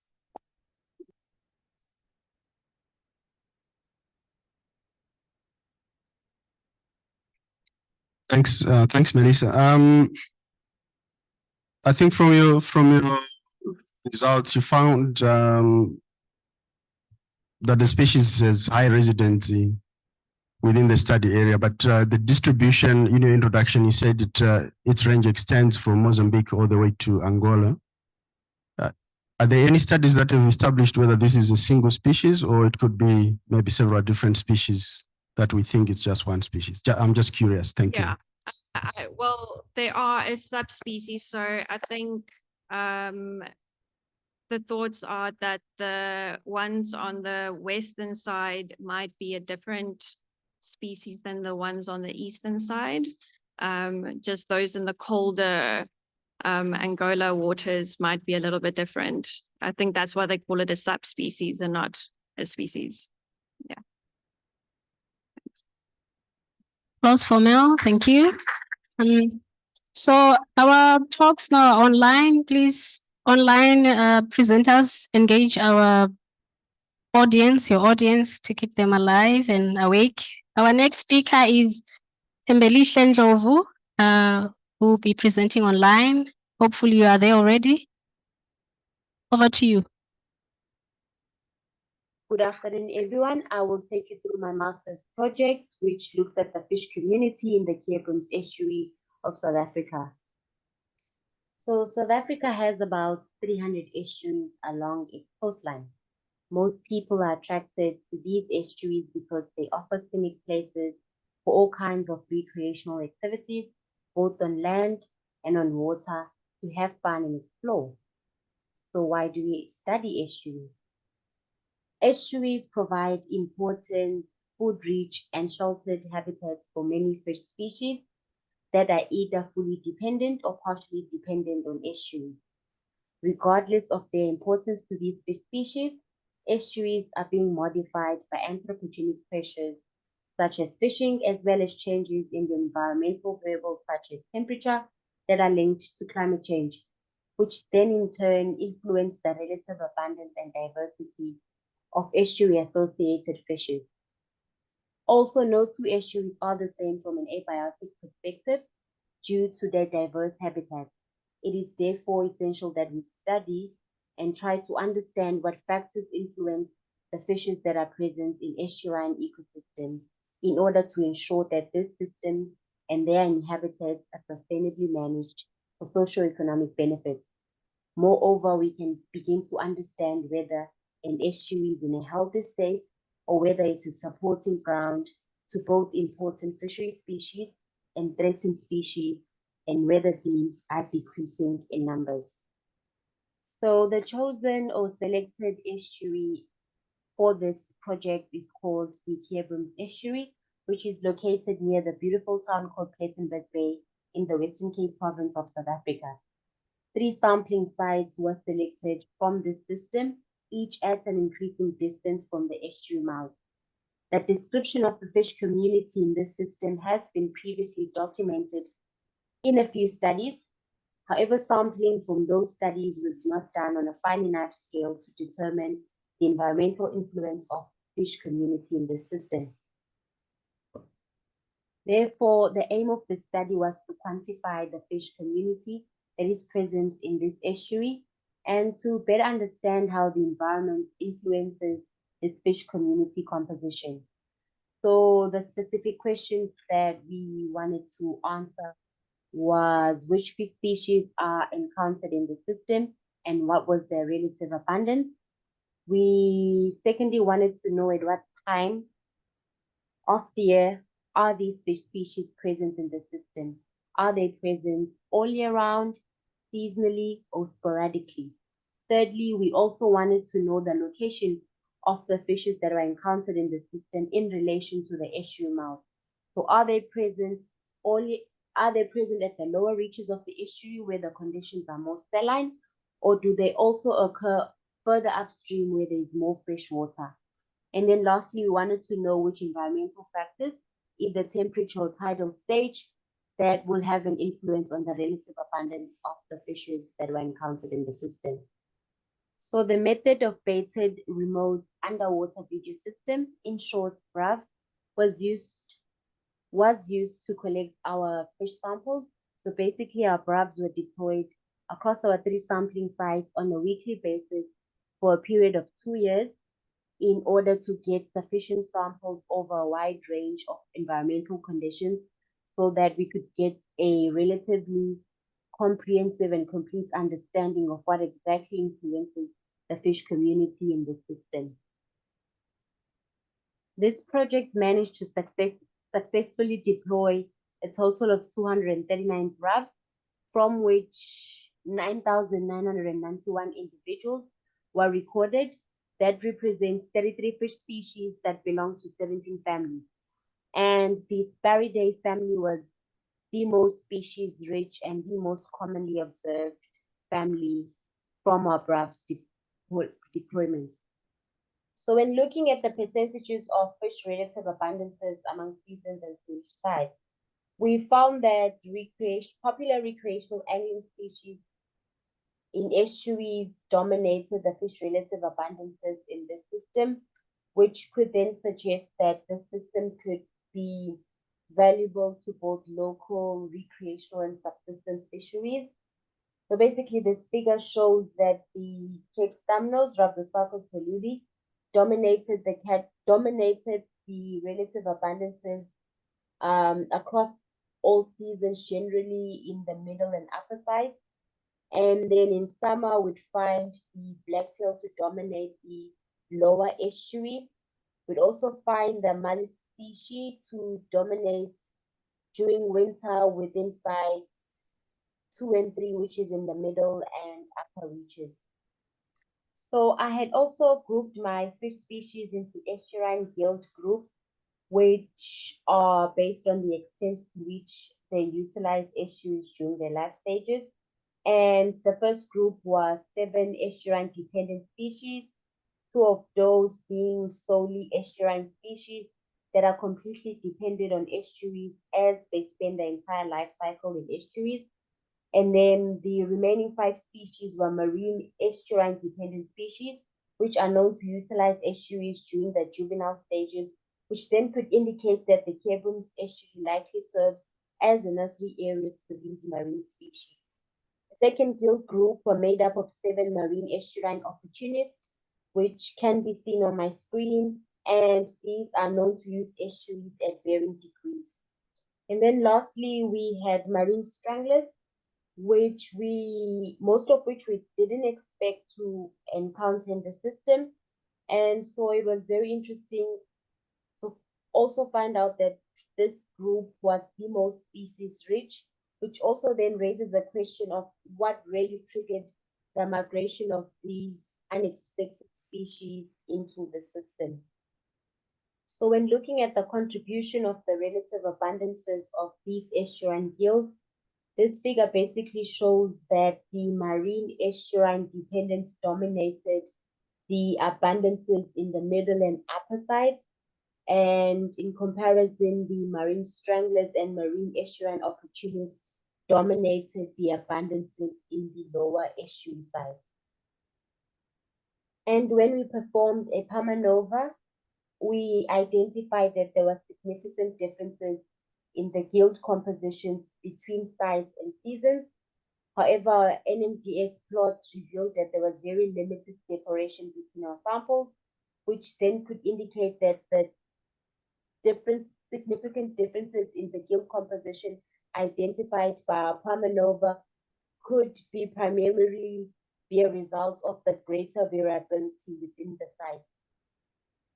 Further, an indicated species analysis was performed, which then revealed that marine stranglers were strongly associated with Site 1 during autumn and summer. The marine estuarine opportunists were strongly associated with Site 1 as well. And we also found the solely estuarine species to be strongly associated with Site 3 during the autumn and winter season. Marine estuarine dependent species were also found to be associated with Site 1 during the spring season. So during this project, marine temperature was also recorded about 1.6 kilometers offshore the estuary mouth. It was important to look at this marine temperature data in relation to the relative abundance of the species-rich marine stranglers that were encountered in the system. So this was to then get a better insight on whether actually the colder sea temperature that are triggering the migration of these marine stranglers into the estuary. So this research found this to be likely the case, as this was supported by both my temperature and GAM plot on my screen. So my GAMS plot on my right side basically shows that during between January and April, when the sea temperature is colder, more marine stranglers were found to enter the estuary. And then during May and August, when the ocean is warmer, marine stranglers would decrease in the estuary because they have probably migrated back into the ocean. And then again, for the remainder of the year, the marine stranglers would then increase in relative abundance in the system. And that is when the ocean temperature had then become colder, probably because of the summer upwelling events. So this then brings us to the conclusion that the Cape estuary could likely serve as an important habitat for these marine stranglers that are seeking refuge in a relatively warmer waters of the system.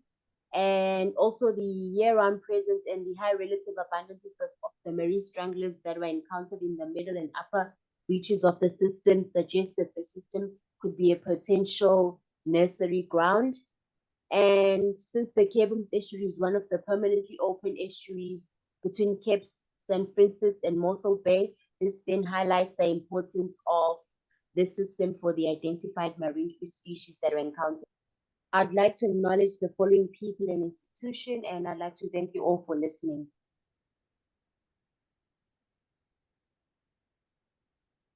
Melissa, unfortunately, we don't have time for questions. Our next speaker is Numisa, Madam. So please, all the online speakers, try to speak up so that everyone can hear you. Over to you, Numisa.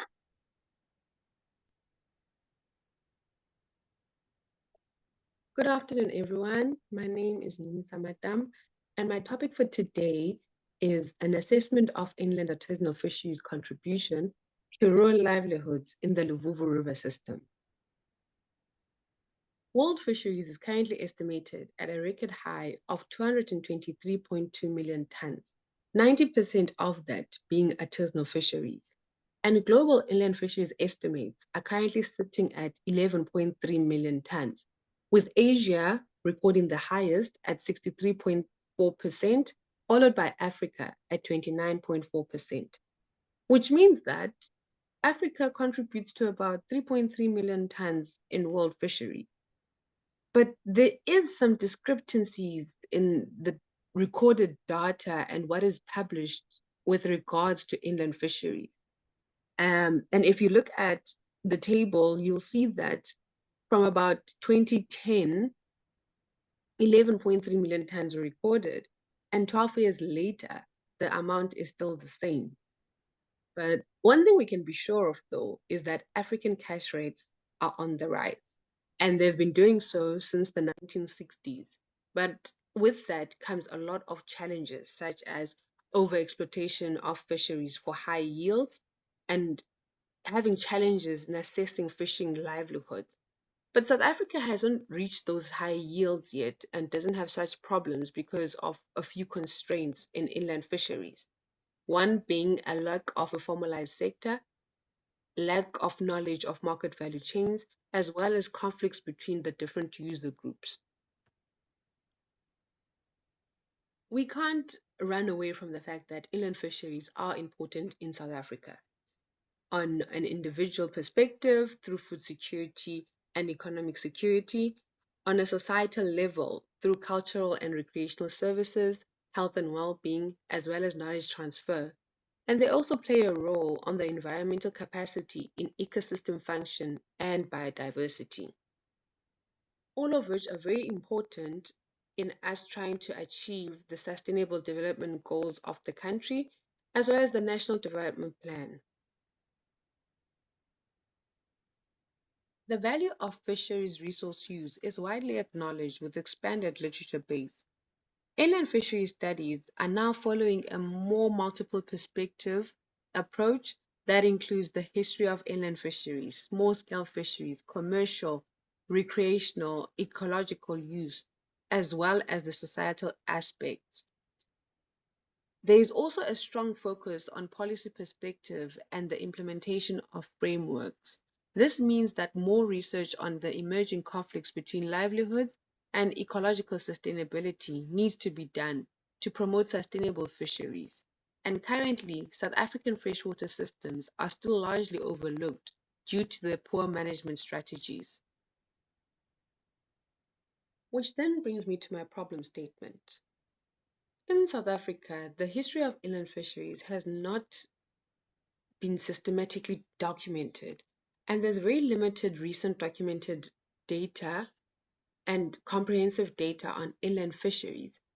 And the most data you'll find will be from work done from the 1990s to about 2016, except for recreational fisheries. But there's very little data on the social aspects of inland fisheries and how they contribute to livelihoods.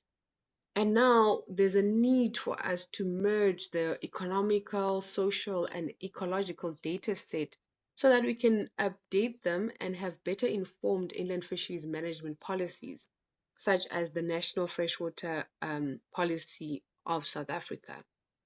So there's a critical opportunity that exists to articulate the research progress and gaps and to strengthen the scholarship in the field, especially the social sciences perspective.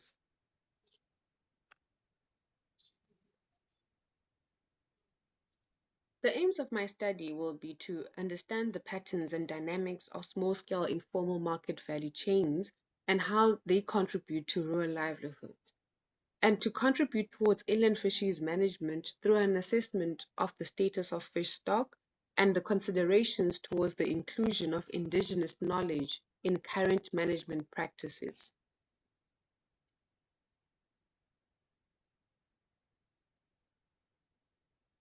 The first step will be to conduct a biological assessment of fish stock to quantify abundance, diversity, as well as the yields through an ichthyological survey.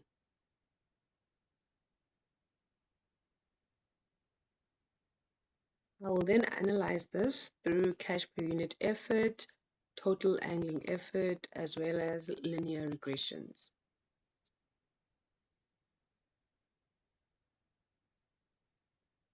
My second objective would be to identify key threats and vulnerabilities to inland fisheries from a natural resources management perspective.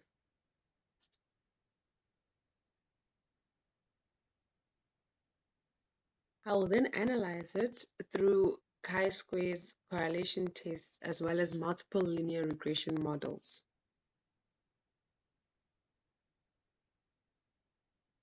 My third objective is to investigate the demographic characteristics and roles of participants in informal inland fisheries market value chains.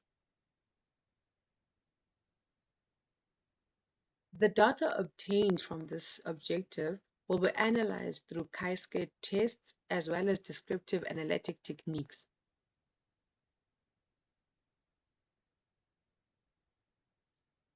My fourth objective would be to investigate existing formal and informal market value chains that are associated with inland fisheries.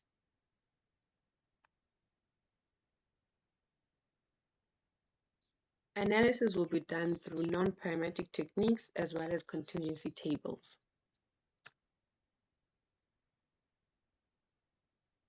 And lastly, I'll be analyzing the barriers and enablers to participation in inland fisheries value chain.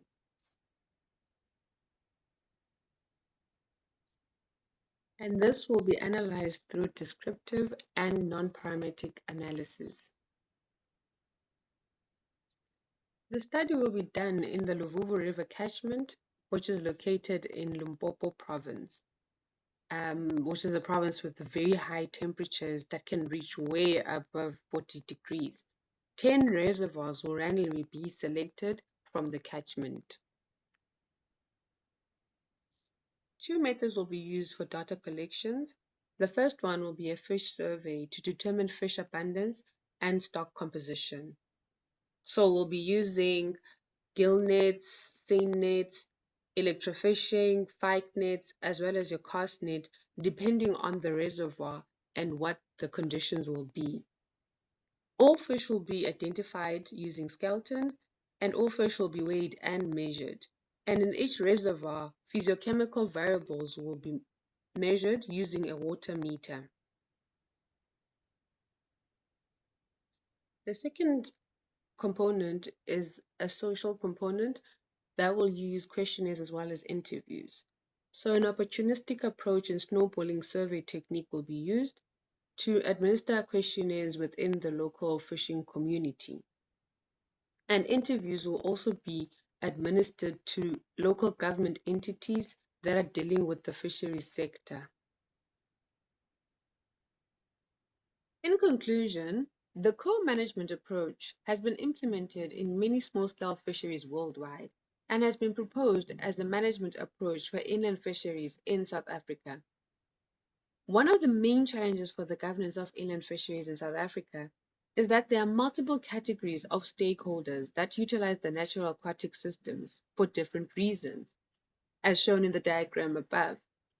And given the different and at times conflicting values that the multiple stakeholders attach to these ecosystems, the governance will need to be based on an adaptive co-management strategy and ecosystem approach, whilst improving South African livelihoods, especially in rural communities.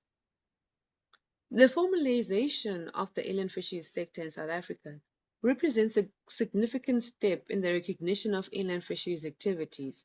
This will require creating fishery management system based on ecological, geographic, socio-economical, and physiological variables. So the aim of the study will provide a data set to better inform these strategies, especially on the socio-economic aspect. These are all the references that I used for this presentation. And thank you so much for listening. Thank you, Ngumi Said. We don't have time for questions. It would have been lovely because I think this is a proposal. I'm not quite too sure. So Some of the speakers I hear that they are recording. I'm not quite too sure if Thomas Knight is around or it's a recording. It's presenting. Our next speaker, it is Thomas Knight. Thomas, are you with us online? Good day, everybody. My name Yeah. is Thomas Knight, and I will be presenting on the spatial connectivity of an important marine shore-based fishery species assessed using acoustic telemetry. The South African marine shore-based fishery is highly recognized due to its large number of participants, its benefits to economies, and the number of threatened lionfish species found within it. The marine shore-based fishery is divided into two sectors, namely the shore-based small-scale and the shore-based recreational sector. Both these sectors provide benefits economically and socially to livelihoods. However, the marine shore-based fishery in South Africa is poorly governed, and there is a lack of compliance and enforcement that has led to the over-exploitation of stocks. Compliance with bag and size limits is of the poorest performing measures. However, it has been found that anglers are more compliant with spatial protection regulations. Thus, developing further layers of spatial protection is a good strategy for conserving threatened species in the marine shore-based fishery. The idea of adding more spatial protection layers is so great as it aligns with the Global Biodiversity Framework's Target 3, which is that by the year 2030 at least 30% of terrestrial, inland water, and coastal marine areas will be effectively conserved and managed. The definition of other effective conservation measures is geographically defined areas other than marine protected areas that are governed and managed in ways that achieve positive outcomes for the conservation of marine biodiversity. Certainly what we are going to need is alternative management strategies to allow for the highly economic shore-based recreational fishery to continue, whilst protecting key species in the marine shore-based fishery. Using spatial planning, we can identify other effective conservation measures with the potential of achieving better sustainability. The idea of using catch and release practices with spatial protection has been put forward so that catch and release zones could be created. The effectiveness of these zones will be dependent on the size of the protected area as well as the number of species it aims to protect. The catch and release zones will need careful planning and thus will be done with the help of research on multiple species focusing on functional connectivity, home range, and movement behavior. The dusky cob, Argyrosomus japonicus, is a coastal cyanid species that can reach up to 2 meters in length and weigh up to 80 kilograms. They are known to have complex life histories, which include a juvenile estuarine phase, late maturity, slow growth, and predictable behavior. The stock status of dusky cob in South Africa was categorized as collapsed more than 25 years ago, and catch rates have continued to decline. Currently, they are estimated to only sit between 1.5 and 3% of pristine spawning biomass numbers. The species is managed with a minimum size limit of 60 centimeters and a bag limit of 1 fish per person daily. Still, these measures are considered largely ineffective due to the poor enforcement and hence compliance within the marine shore-based fishery. Besides providing valuable information for managing this threatened species, there is currently no published information on its coastal habitats movement and spatial connectivity patterns. In August of 2022, a work package led by Professor Kerry Sink aimed to develop a conservation strategy for the threatened Argyrosomus species of South Africa. The outcome of the workshops yielded an extensive list of threats, objectives, action plans, and research gaps that would contribute to the recovery of the Argyrosomus species. As a young master's student, I looked towards objectives 3 and 5 and how I could fill these gaps. This brings me on to the aims and objectives of our study, and this is to examine the spatial ecology and movement behavior of dusky cob to provide relevant information required for effective conservation planning. Our objectives are to determine the core centers of activity, spatial home range, and then also the spatial network corridors of the species. And then lastly, to provide relevant information required by conservation planners and managers to proglamate and manage CNR zones and to test the efficacy of current marine protected areas. The study sites that were chosen were in Addo Elephant Park Marine Protected Area and from Port Alfred to Great Fish Rivermouth. These sites were chosen based on previous information showing many dusky cob were caught in these areas, as well as the 2 existing acoustic arrays being found in these 2 sites. The design of the acoustic arrays will be based on a previous inshore coastal marine array, which is set up in like a series of curtains, used to successfully detect longshore and inshore-offshore connectivity patterns of the closely related A. coronus in Angola. The acoustic array will be set up with the assistance of the South African Institute for Aquatic Biodiversity, SAIAB, where we will be using the acoustic tracking array platform known as ATAP. When it came to tagging, surgery occurred on-site where the fish was placed ventrally upwards on a wet towel in a V-shaped high-density foam trough containing seawater. Seawater was flushed over the gills to ensure a continuous supply of oxygen to the fish. A small incision of roughly 1.5 to 2 centimeters using a scalpel along the ventral surface posterior to the pelvic girdle was made. The Innovasi V13L transmitter was then inserted into the body cavity, and the incision was closed using 2 to 3 silk sutures. A congealing gel was placed over the incision of the wound to prevent infection from the incision. Once surgery was completed, the fish was placed into a recovery bath and once fully recovered was released into the coastal zone at the initial catch site. Receiver rollover occurs every 6 to 8 months, following which data is then analyzed using the VTrack package and other animal movement packages in the RStudio to create network plots to determine the home range, core activity centers, and connectivity patterns. The movement behavior will be examined using generalized linear mixed effects models, where the fish position will be the response variable and the fish ID will be included in the model as the random effect. Mixed effects models take into account the inherent autocorrelated nature of the data, as well as variation among individual fish. To date, 13 of the 30 dusky cob have been captured, tagged, and released with acoustic transmitters. So far, 7 have been tagged in the Greater Addo Elephant Park MPA, and 6 along the stretch of coastline between Port Alfred and Great Fish River mouth, where dusky cob are heavily targeted by SPR fishes. 3 fish from the Addo Elephant Park MPA have been detected 5,805 times in the Sundays estuary on the Sundays Krantz receiver, which was received around about 2-3 months ago when we went and collected it. These tagged individuals were mostly detected during daylight hour. This also shows that the Sundays is used by dusky cob in the area, and the amount of data are anticipated to increase over the next 6 to 8 months as the data from additional receivers are downloaded. The outcomes for the study, which we still aim to achieve, are a better understanding of dusky cob's home range, core centers, and network corridors in the Greater Addo Elephant Park MPA and from Port Alfred to Great Fish River mouth. We also still want to use this data and results collected to aid objectives 3 and 5 of the cob conservation strategy, which aims to achieve the Global Biodiversity Framework's Target 3. We also still want to write and publish an academic paper as well as a popular article. When it comes to the work plan and key dates ahead of us, tagging is aimed to be completed by the end of the 2024 calendar year, and it looks like we'll meet that. Our receiver rollover occurs around about every 6 to 8 months, so data will be analyzed continuously with the rollover of receivers, and data collection will end by November 2025. Following this, I will analyze all the results completely together and then begin writing up chapters, aiming to be finished by January-February 2026.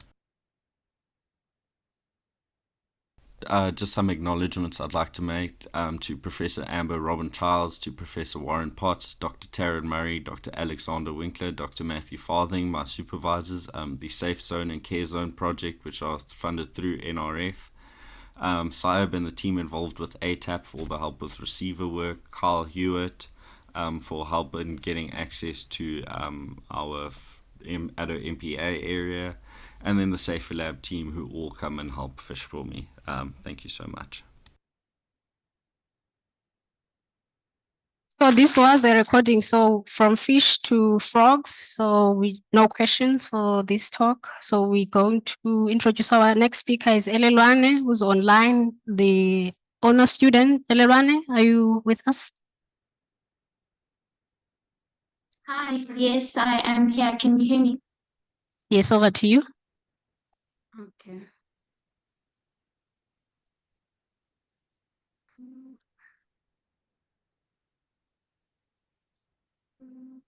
Sorry, hold on.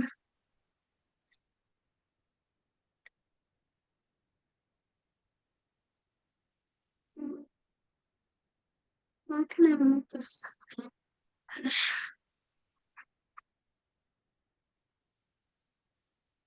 We can see your talk. It is on slideshow. Oh, Okay. back I to just wanted to. presentation. Slideshow. Yes. All right. Sorry for that. Good afternoon, everyone. My name is Eroni Rambaudi, and today I'm going to be presenting my honors research project, which is about frog diversity according to elevation in the Zuid-Pansberg mountain range. This study was supervised by Dr. Fortunate Parker and Prof. Louis Dupré.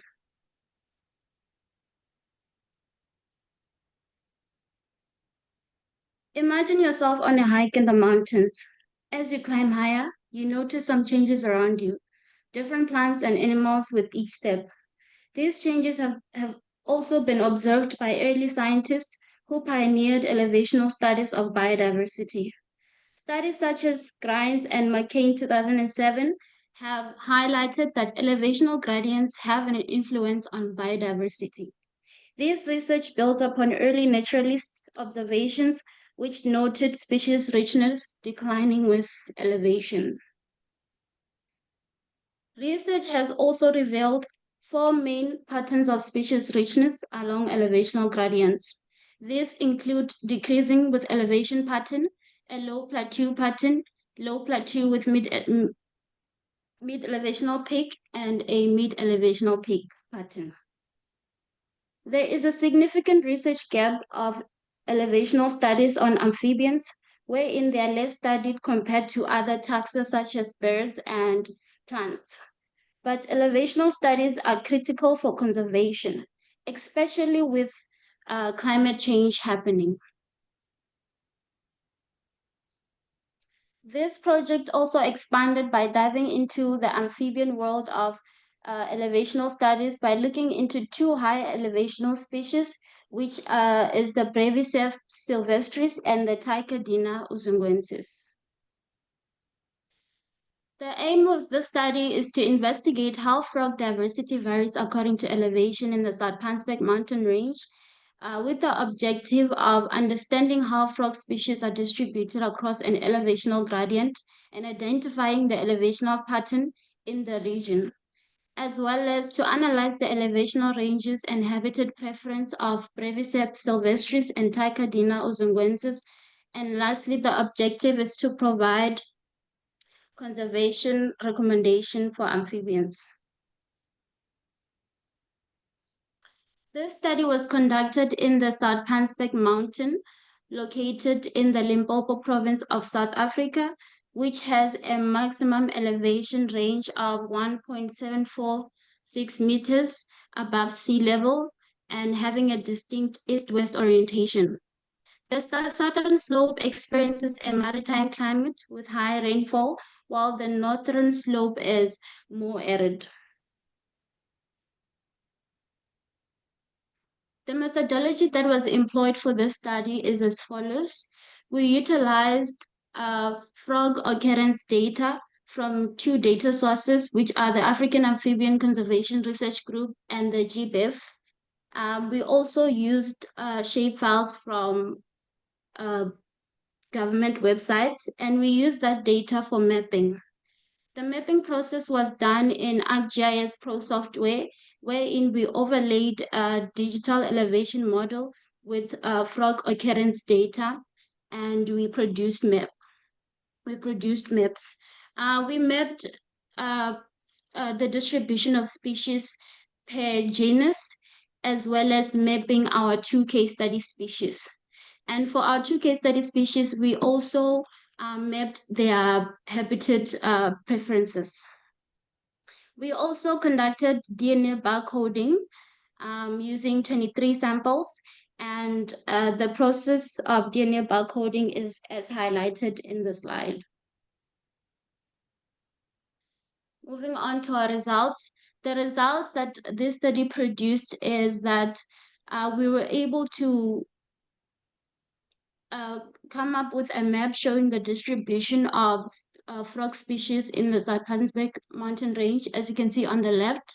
And we also were able to obtain a clear elevation pattern of the distribution of the species, which is a mid-elevation pattern with multiple peaks.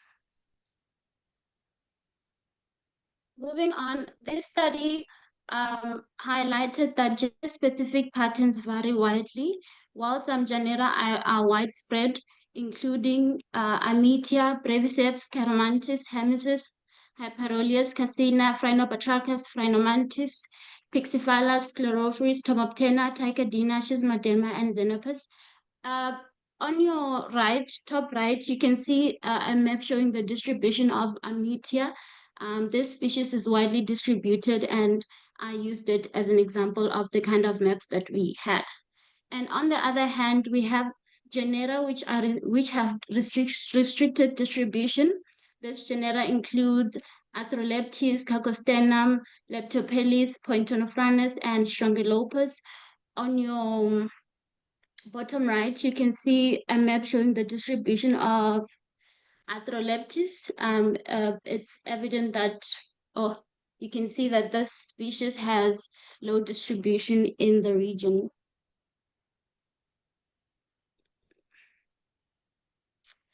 For our case study species, we found that Breviceps sylvestris is found at elevations of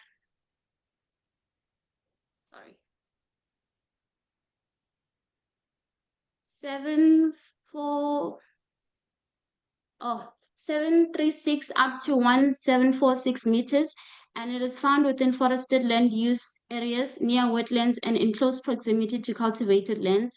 And for Tycadina, we found that this species is restricted to higher elevations of 1222 up to 1746 meters above sea level, and it is found near water bodies and within cultivated land.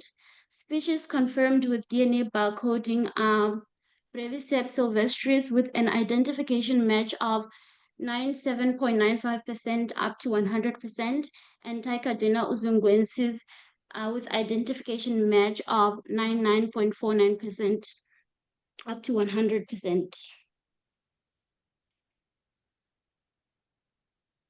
Because we found a mid-elevational peak pattern for our study, our findings align with a similar findings from the Eastern Himalayas, which thus indicate a broader ecological trend. And our findings also support Rahek's 1999 view that species richness does not always decrease with elevation, highlighting the role of local environmental conditions in shaping amphibian diversity. There are several factors which influence the pattern that we found, which is the diverse vegetation, the northern mist-belt forest, and the Zuid-Pansberg mountain bushveld, which creates varied microhabitats for amphibians, and also the rainfall variation across the region. And the reason why we have had high occurrence records in the southwest region is due to the southern slopes maritime climate with high rainfall. We also characterized the distribution of frog species according to broad range distribution and narrow range distribution. Species that have a broad range distribution demonstrate high ecological flexibility, and their adaptability to different habitats allows them to thrive in diverse environmental conditions. While narrow range genera have limited ranges, usually found in specific elevational zones. The specialized habitats requirements make them more susceptible to environmental changes. Moving on, our key findings are that both species, this is the Tycadina and Breviceps, both species are restricted to high elevations in the Zuid-Pansberg, and they have narrow elevational ranges, which indicate specific environmental needs. And for Breviceps sylvestris, our findings aligns with Mrs. 2011 findings, wherein they indicated that it prefers cooler, moist habitats, and it's often near cultivated land, but favors undisturbed areas. And it relies on wetlands for breeding, and it is vulnerable to habitat changes. But for Tycadina, which is restricted to high elevation, it's mostly found on the cooler southwestern slopes, and it has a strong connection to water bodies for breeding, and it is found in both forested and cultivated areas, showing some habitat flexibility. To conclude, this study highlights the importance of understanding elevational diversity patterns for amphibians in the Zuid-Pansberg. Amphibians exhibit clear elevational preferences influenced by moisture and habitat availability. Conservation efforts must focus on protecting mid and high elevation habitats, particularly in response to climate change. These are some of the references that I use for this presentation, and thank you. Thank you, Elelwane, for your presentation, such a lovely presentation for an honor student. I'm quite scared of frogs. Are your study species dangerous or poisonous or anyhow? No, they're not. Not at least the one that are found in South Africa. I think the ones that are dangerous are in South America. Okay, thank you so much. A round of applause for the speaker. So we are running behind our schedule. So the next speaker here is having a recording as well. So we'll be hearing a recording from Themba Samkelisiwe. Yes. Good day, ladies and gentlemen. My name is Samgelisiwe Themba. I'll be taking you through my MSc project on the topic abundance, distribution, and risk assessment of microplastics in freshwater fishes in a subtropical river system. Plastic pollution is a major environmental threat to ecosystem and a pressing concern for humankind. Plastics are broadly used in the production of numerous products owing to their special qualities that include low cost, durability, lightweight, and their effectiveness for thermal and electrical insulation. Since the early 1940s, the number of plastic manufactured has increased significantly, leading to their broad use. Despite its numerous societal benefits, plastic has become the subject of increased environmental concern due to its share to the globally generated waste. Due to the lack of proper waste disposal and mismanagement practices, plastic debris often end up in aquatic ecosystem where it may accumulate. As a result, plastic are ubiquitous in aquatic and terrestrial environment. So large plastic particles may drift for years and undergo degradation processes such as physical abrasion, biodegradation, and weathering to form smaller fragments of plastic called microplastics.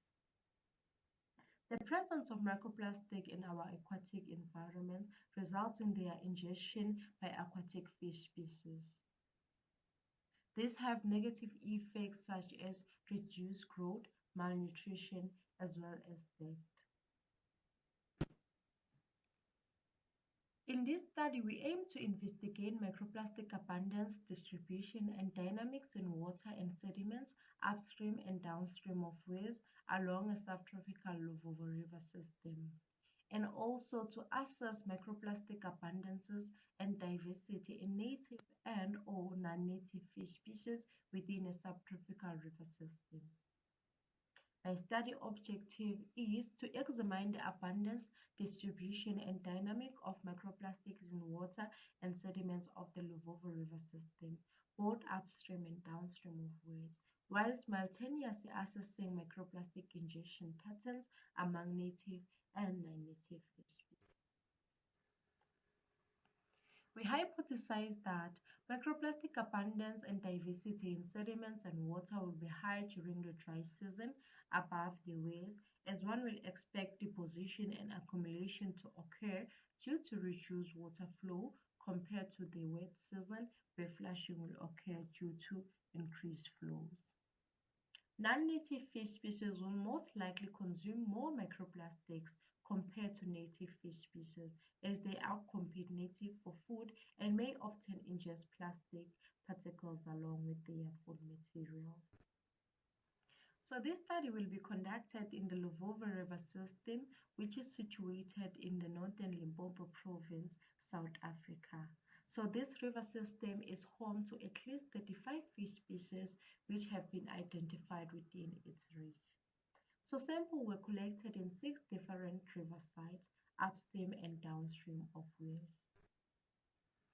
For our preliminary results, microplastic in water.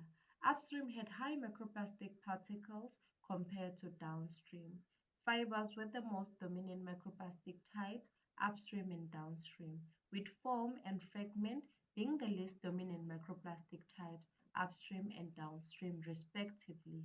Microplastic colors were dominated by transparent across sides, followed by black for downstream and white for upstream.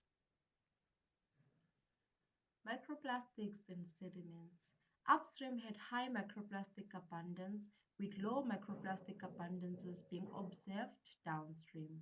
Fibers dominated as the more prevalent type, followed by fragment and film. Transparent microplastic dominated. This was then followed by white, black, blue, yellow, other, green, and red. Microplastics in fish. Generally, we caught 150 fish species, with Chiloklanis paratus having high microplastic particles. Most microplastic were found in the gills compared to the gastrointestinal tract. Fibers and film were the dominant microplastic type, with polyethylene polymers dominating. Microplastic were observed in the Luvuva River system, indicating an increase in the plastic pollution in the river system. More microplastic were observed upstream of waste compared to downstream. This may be due to less rainfall and high deposition in the cold dry season, which could lead to high deposition of microplastic upstream before they reach downstream. This is my reference. Ladies and gentlemen, thank you for listening.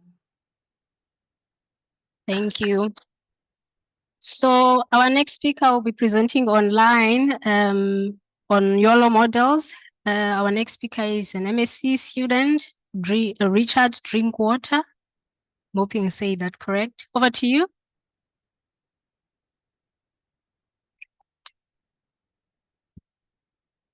I just wanted to check if you can hear me. Hello? Yeah, we can hear you. We can hear you. Okay, cool. All right, good afternoon, everybody. So my name is Richard Drinkwater, and I am a master's student at Rhodes University, and I'll be taking you through a section of my master's thesis going over a comparative study of YOLO models for effective and efficient marine sponge detection. So a bit of a brief background. As we know, marine sponges do play a vital role in marine ecosystems, as they provide a stabilization to both corals and the reef structures themselves, as well as they are hosts to microbial communities. Unfortunately, they are quite heavily underrepresented in monitoring programs. This could be due to various factors, but it's possible that it's due to the current manual identification methods being both invasive and may require removal for correct identification. So why marine sponges? They are both a complex and diverse phyla, which is quite interesting, as they adapt to their current environment, meaning the same species could look slightly different depending on where it's found. As a chemist background or chemistry background, it has quite interesting chemistry properties. This is due to the secondary metabolites, as they provide countless useful compounds, and these have been linked to anti-cancer drugs through various studies. This is also quite an unexplored area for computer science. Due to the current identification methods being both time-consuming and complex, computer vision could be quite useful in this case. So what is computer vision? Well, in short, it's basically using a computer to complete detection and classification of objects from images you give it. This allows for both a fast and efficient approach. Historically, it uses a two-stage approach where it first identifies key areas in an image, and through a second pass, it then identifies objects in those key areas. It does this by using complex machine learning algorithms to predict what an object is. However, this sounds a bit too good to be true. So what's the catch? Well, unfortunately, it does require quite a lot of data to set up and can be quite time and resource intensive in the beginning. For my methodology, I looked at using YOLO models. You only look once, in which case it is as it seems, you only do one pass through. This allows for both a fast approach, and nowadays with new models being brought up, it is also quite accurate. I also used a custom data set from images provided by both SAIAB and SANBI. These images were quite nice, as they averaged only a little over one sponge per image. And my split was the standard 70 train, 20 test, and 10 validate. I analyzed and compared the results for each model. So initial results were quite promising.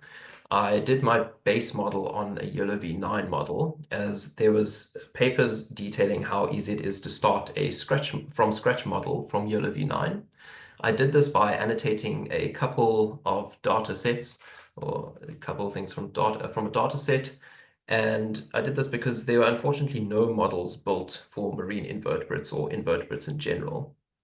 And I received quite good results. I achieved a 88.5% mean average precision, as well as a 91% precision, which is quite good. However, I believe this was due to possible overfitting, and this is in part due to because there wasn't enough data. So from this, I then annotated an additional data set and completed a secondary experiment. This was done on a bit more but robust database and utilized 3 YOLO models, namely YOLO v8, YOLO v9, and YOLO NAS. From this, I obtained more realistic results. Overall, it still seemed like YOLO v9 had the best results, achieving a mean average precision of 81% and precision of 72%. However, I do want to highlight that YOLO NAS, while it did have a recall of about 95%, this wasn't as impressive, as I will show you in the later few slides. So this is just a snippet of my results. As you can see, it does do detection quite nicely. You'll notice that these images are quite zoomed in, which is great, as it allows for a high focus on the actual objects. However, with saying that, I still achieved some bit of a discrepancies where it decided to label some non-marine sponges as marine sponges. So what exactly went wrong?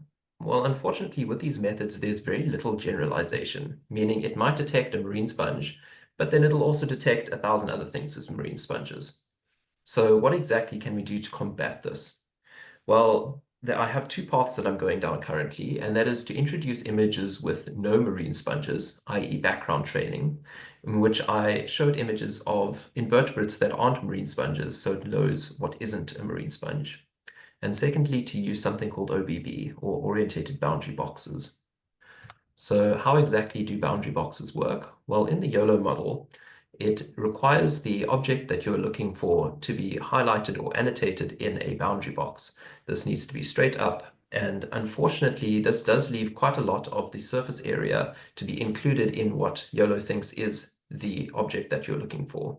And this might lead to misrepresentations like we've seen above, where it misrepresents what a marine sponge is. So instead, we can look at using orientated boundary boxes, where instead of using a straight up box, we try to minimize the amount of background it uses. And therefore, it might generalize a bit better and might not label or show so many false positives as it's done before. And while it still does have background sections inside the object, it is a lot less than what it was. So what comes next for this? As we saw, the YOLO models are able to correctly detect marine sponges, but unfortunately they do have a high rate of false positives. This can be fixed or changed by the use of OBBs, as we saw above, and of course using more data from BRUVs and or drop cams. We can also include the addition of null images, i.e. background training. And this research does tie into the secondary research I am doing, looking at the anti-cancer properties of marine sponges and looking into additional potential anti-cancer compounds. I would like to thank my supervisors, Professor Dane Brown and co-supervisor Mr. James Colin from Rhodes University, as well as SAIAB and SANBI for their data and NRF for funding. Here are some references. Yeah, thank you. Applause for Richard. Thanks, Richard, for your presentation. A quick question. Can your model also scan and tell you what's settling on those sponges?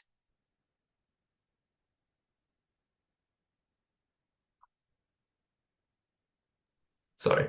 At the moment, no, it can't. It's just focusing on detection of the sponges.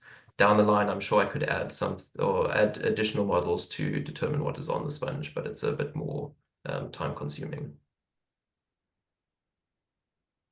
Oh, thanks for your answer. I'm not quite sure if there's someone with a question, quick one.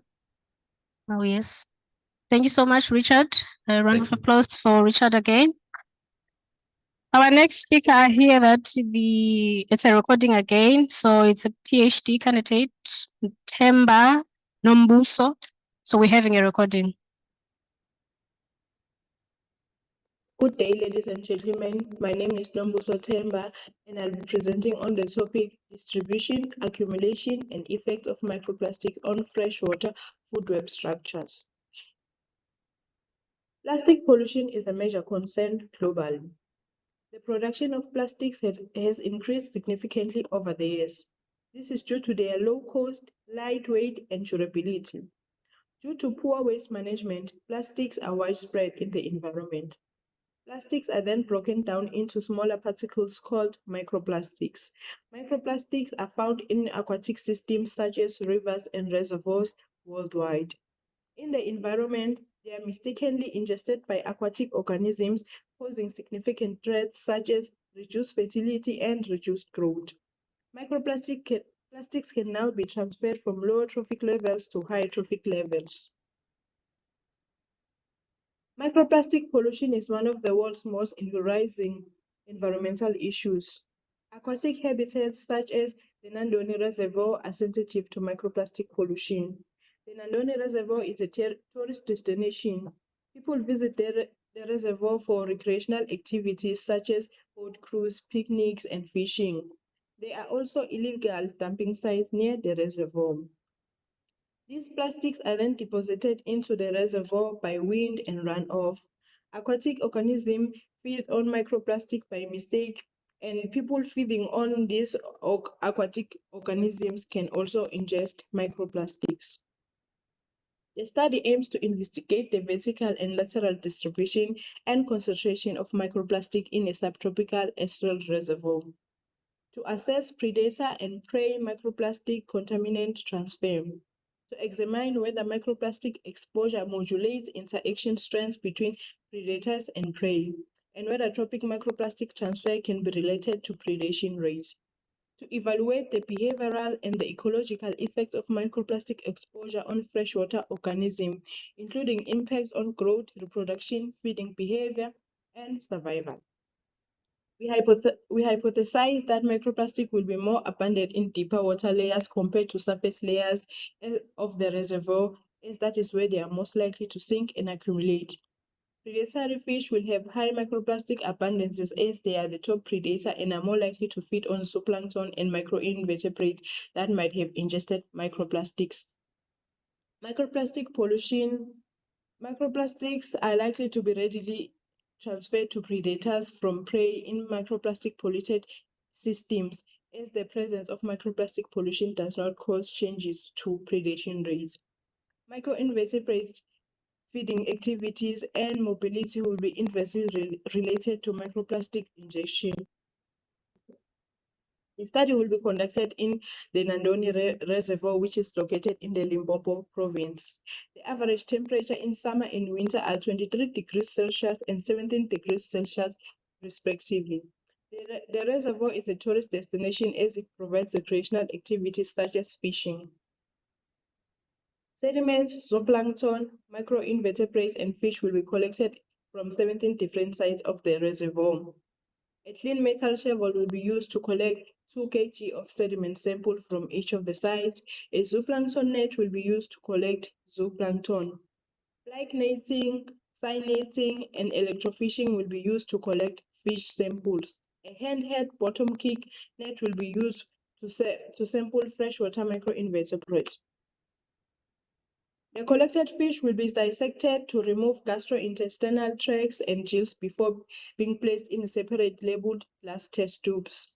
The glass test tube will be covered with aluminum foil to avoid external contaminants from getting in. All equipment will be rinsed using a molecule distilled water and extreme care to prevent contamination. 55% nitric acid will be added to each test tube before being allowed to react for 6 hours. Sample will be heated to 100 degrees Celsius to break down the tissue for 1 hour. Microplastic will be classified into the following commonly used morphological shapes: film, fiber, pellets, fragments, and foam. Colors will be classified as follows: black, blue, red, colorless, and others, which are representative of commonly occurring microplastics in most microplastic aquatic studies. As visual inspection alone is inadequate to characterize and exhaustively quantify microplastics, further physical analysis will be utilized. FTIR will be used on selected microplastic particles for confirmation. This technique offers available libraries for microplastic polymer identification and is more efficient for dense samples. For experimental design 1, microinverts will be staffed for 24 hours so to empty their gas from food and potential microplastics. Experimentation and acclimation will be undertaken under a 12 by 12 flight deck laboratory photo period. After 24 hours, individuals will be placed in 80 milliliter of filtered reservoir water within glass containers of 5.6 centimeter diameter to acclimatize for an additional 4 hours. The microinvertebrates will then be randomly presented with 6 different densities of 125 micrometer particle size of surface modified white polyethylene powder with 5 replicates per density and a total of 35 individual microinvertebrates, including controls. The controls will consist of 5 replicates with no microplastics to ensure microplastic uptake relates solely to its intentional supply. The experimental treatment will be randomized and simultaneously run for 6 hours without any food provided. Microinvertebrates will be euthanized in 70% alcohol immediately after the experiment and will carefully be placed in a rinsed pre-labeled individual test tube. For experimental design 2, a group of 400 zooplankton will be exposed to one of 2 microplastic treatments in a 500 milliliter arenas for 22 hours, whilst predators will simultaneously be starved. Following treatments, zooplankton will be rinsed in dechlorinated tap water and introduced at 5 densities into a 20 milliliter arenas containing 10 milliliter dechlorinated tap water. After 2 hours of prey acclimation, predatory microinvertebrates will be introduced and allowed to feed for 2 hours. Predators will then be removed and remaining prey will be counted. Individual predators and prey will be frozen at -20 degrees Celsius before homogenization and filtration using a nuclear protract membrane of less than 0.1 micrometer with the microplastics on filter membranes subsequently counted using an epifluorescent microscope. Data will be tested for homogeneity of variances and normality. A nested two-way ANOVA will be used to assess the differences in physicochemical variables and microplastics types across sediments, microinvertebrate, zooplankton, and fish according to sites and seasons. A patient generalized linear model will be used to test for differences in microplastic abundances among sites across particles using R. For the functional response experiment, the number of microplastic particles consumed will be analyzed as a function of starting supply treatment levels using a generalized linear model assuming Quasho patient distribution. This error family will be used to account for residual overdispersion compared to degrees of freedom in the model. These are my references. Thank you. Our last speaker, and thank you for being with us throughout, is also recording, Masina Fani. Yeah. Hello, everyone. Speaking here is Fani Masina. I'm a student at the University of Mpumalanga, currently registered for a PhD under the Aquatic System Research Group. So today I'm very happy to share with you one of my data chapter, which was looking at the demographic status and dietary habits of a salttail fish, Zizophorus herilla, in a protected botanical garden and surrounding areas. First of all, I would like to thank my supervisors, Dr. Dalu, Dr. Pule, Dr. Ndondafema, and Dr. Linton Munyayo for their support a little bit of an introduction. The Xiphophorus herida, which is known as the swordtail fish, is a freshwater species with a noticeable sexual dimorphism. As you can see in the picture, the male have a modified anal fill, which they use to facilitate internal fertilization of the females. These species, they are native to Central America. They've been introduced to various regions, including United States, Africa, and also Canada. Like many other native species, these fish can outcompete native fish for resources and also can change the structure of the aquatic community. In South Africa, since the introduction of these species, the demographic and invasive status on aquatic ecosystem still remain unclear, as there is not that much information that or research papers that has been published about this species. Here we have some of the studies that talk about the invasive species in freshwater ecosystems. They talk about how those invasive species can disrupt the balance of local ecosystems, how they compete with native species for food and habitat. So it is very much important to find a way in controlling the spread of these species. So with all that, in this study, we wanted to investigate population dynamics of the swordtail fish in relation to co-occurring native species. We also wanted to understand the feeding habit and potential impact of this species on local ecosystem. So we have our study area, which is the Lofel Botanical Garden, which is located in Bombela, Mpumalanga. So we did a sampling at the pond within the Lofel Botanical Garden, and sampling was done in October 2023. So in order to achieve our aims, fish along with environmental variables were samples from the pond and also from the stream outside the pond. Your water parameter, including your temperature, salinity, your pH, electric conductivity, we measure them using a multi-parameter across 3 different locations at each site. For fish, we use the flight nets. We deploy the net overnight, and then we come back in the morning, take the net out. We identify the fish that we caught, and then we take a measurement to be used for land frequency analysis. We also use the VBGF to estimate the growth parameter. For mortality, we use the Paul empirical formula. Also, in addition, we have taken 50 specimens of the swordtail fish, 25 males and females, for the stomach content analysis. So we've taken them to the lab to check what are they feeding on. Results on fish composition. We caught a total of 2,963 fish, which they belong to 3 species, which were mostly dominated by the Xiphophorus herrera with 91.7%, followed by the P. filanda with 5.2%, and the lowest was the Enteromias eugenia with 0.1%.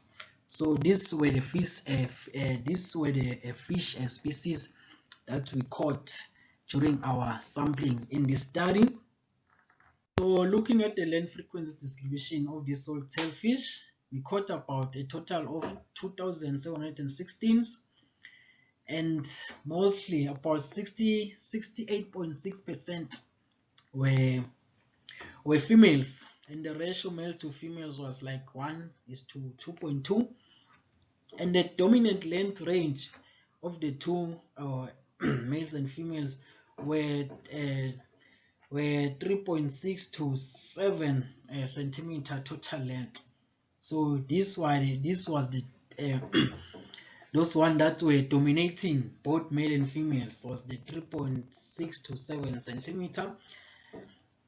And also we noticed that males were predominantly larger, which they extend to 10.1 to 10.5 centimeter in total length. Maybe this can be maybe due to their modified anal fins, their tail. Results on fish stomach content analysis. So out of the 50 Zivophorus herellus fish that we have taken, only 8 out of the 50, their stomach were empty. And we have noticed that those fish, they feed on plants, microinvertebrate fish, and also organic matter. We also noticed that organic matter was the dominant food that was recorded. So mostly of the stomach were having organic matters, and also there was no difference in diet between males and females, meaning like they were mostly feeding on the same food. So from the result that we have obtained, we can say that this study have revealed that the salttail fish has the potential to establish in a novel environment. And also the population abundance of this salttail was higher compared to other co-occurring fish species. We think that this success could be due to low predation the species is experiencing in the pond. And also the result has also highlighted the invasive potential of the species through preying on native species. They were eating on fish and also a microinvertebrate. So from this result, it can be said that the species have the ability to capitalize on local resources and have the potential to outcompete the native species. Looking at the conservation implication, the continuous introduction of this Zivophorus herella can disrupt the balance of local ecosystems. They can also reduce the abundance of native species as they compete for food and also habitats. So management strategies need to be developed in order to control the growing population of these species.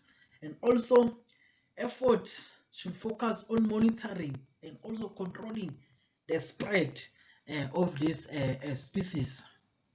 So we can recommend by saying more research is still needed in order to understand the ecological impact of this species and develop management strategies. And also, in addition, public awareness and removal from aquarium shop may help to limit future introduction of this species.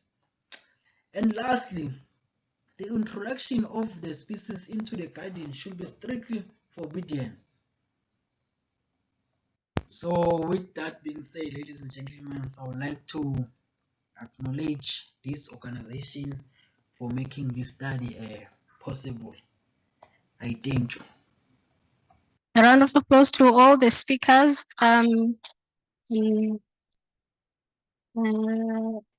Now we're moving on to the vote of thanks. I'm going to invite our Chief Scientist and MD, Prof.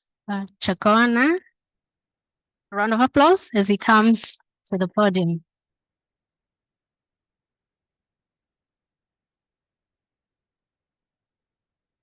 I'm not sure if you need this.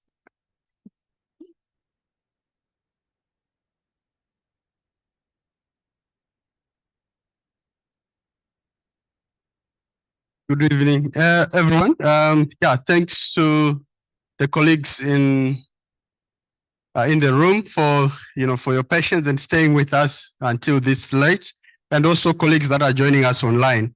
I'm not going to really say too much here. I just want to quickly say a big thank you to our keynote speakers, Professor Alan Whitfield and also Njombi, for the engaging and very stimulating presentations that they gave us. I'm sure we all managed to take one or two very important points from those presentations. I also want to thank all the students. I was quite impressed by the quality of the, of the presentations, and I'm very happy that I'm not one of the judges. So it must be a very difficult, choice for the people that were judging these presentations. I was quite particularly happy to see, the clear articulation of the why question. It's very, very important for us to ensure that the work that we do, have relevance in terms of, having impact, particularly societal impact. Also, a big thank you to the supervisors that have guided and continue to assist the students. I know it's quite, without the guidance of the supervisors, really, nothing much could happen. Alan already spoke about the diversity of the research topics. I think you could, you saw from the presentations, they range from the foundational aspects all the way to the use of intelligent applications and everything in between, really embodying and highlighting that SAIAB is indeed, aquatic, an institute of, aquatic biodiversity, compared to previous, focus, which was only mainly on fish and taxonomy. So it's really important to show this growth in the work that we are doing. So I also, thank I want to thank the Amazwi for this beautiful venue, and also I want to thank the National Arts Festival for coordinating and facilitating the smooth running of this event. Thank you so much. We appreciate the ongoing collaboration between National Arts Festival and the NRF-SAIAB. Thank you so much. The caterers for the good food, SAIAB staff that helped in many areas. The local organizing committee, last but not least, I was hoping that I would ask you guys to come to the front, but I think because of time, yourselves wherever you're sitting, and you are really appreciated. Thank you for the effort that went into organizing this event. We've had yet another very successful student symposium, so a big round of applause to the local organizing committee. Thank you. Okay. Thank you so much.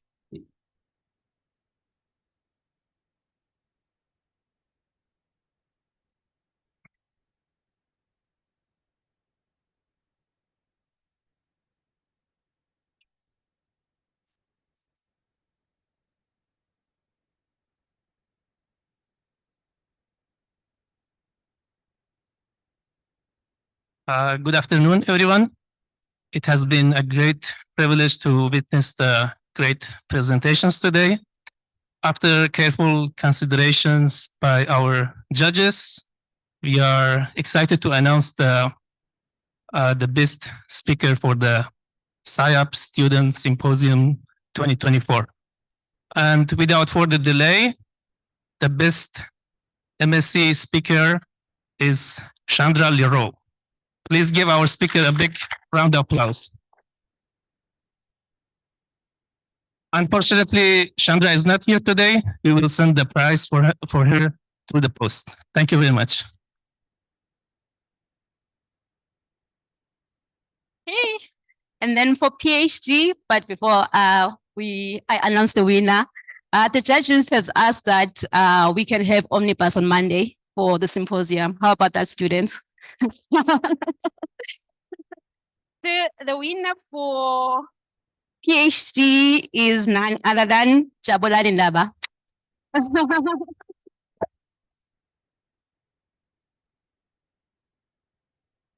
Don't see the certificates. Where are the certificates, Shluva?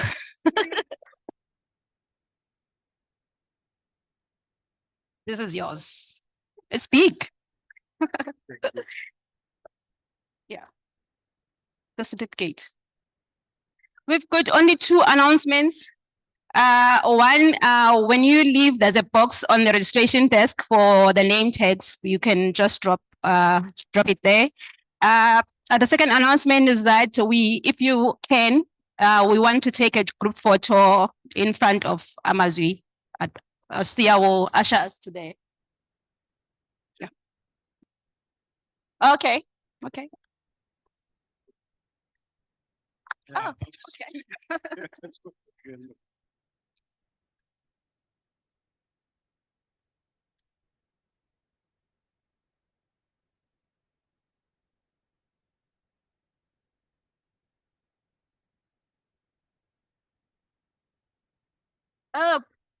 If you lost your 50 rands, it's here.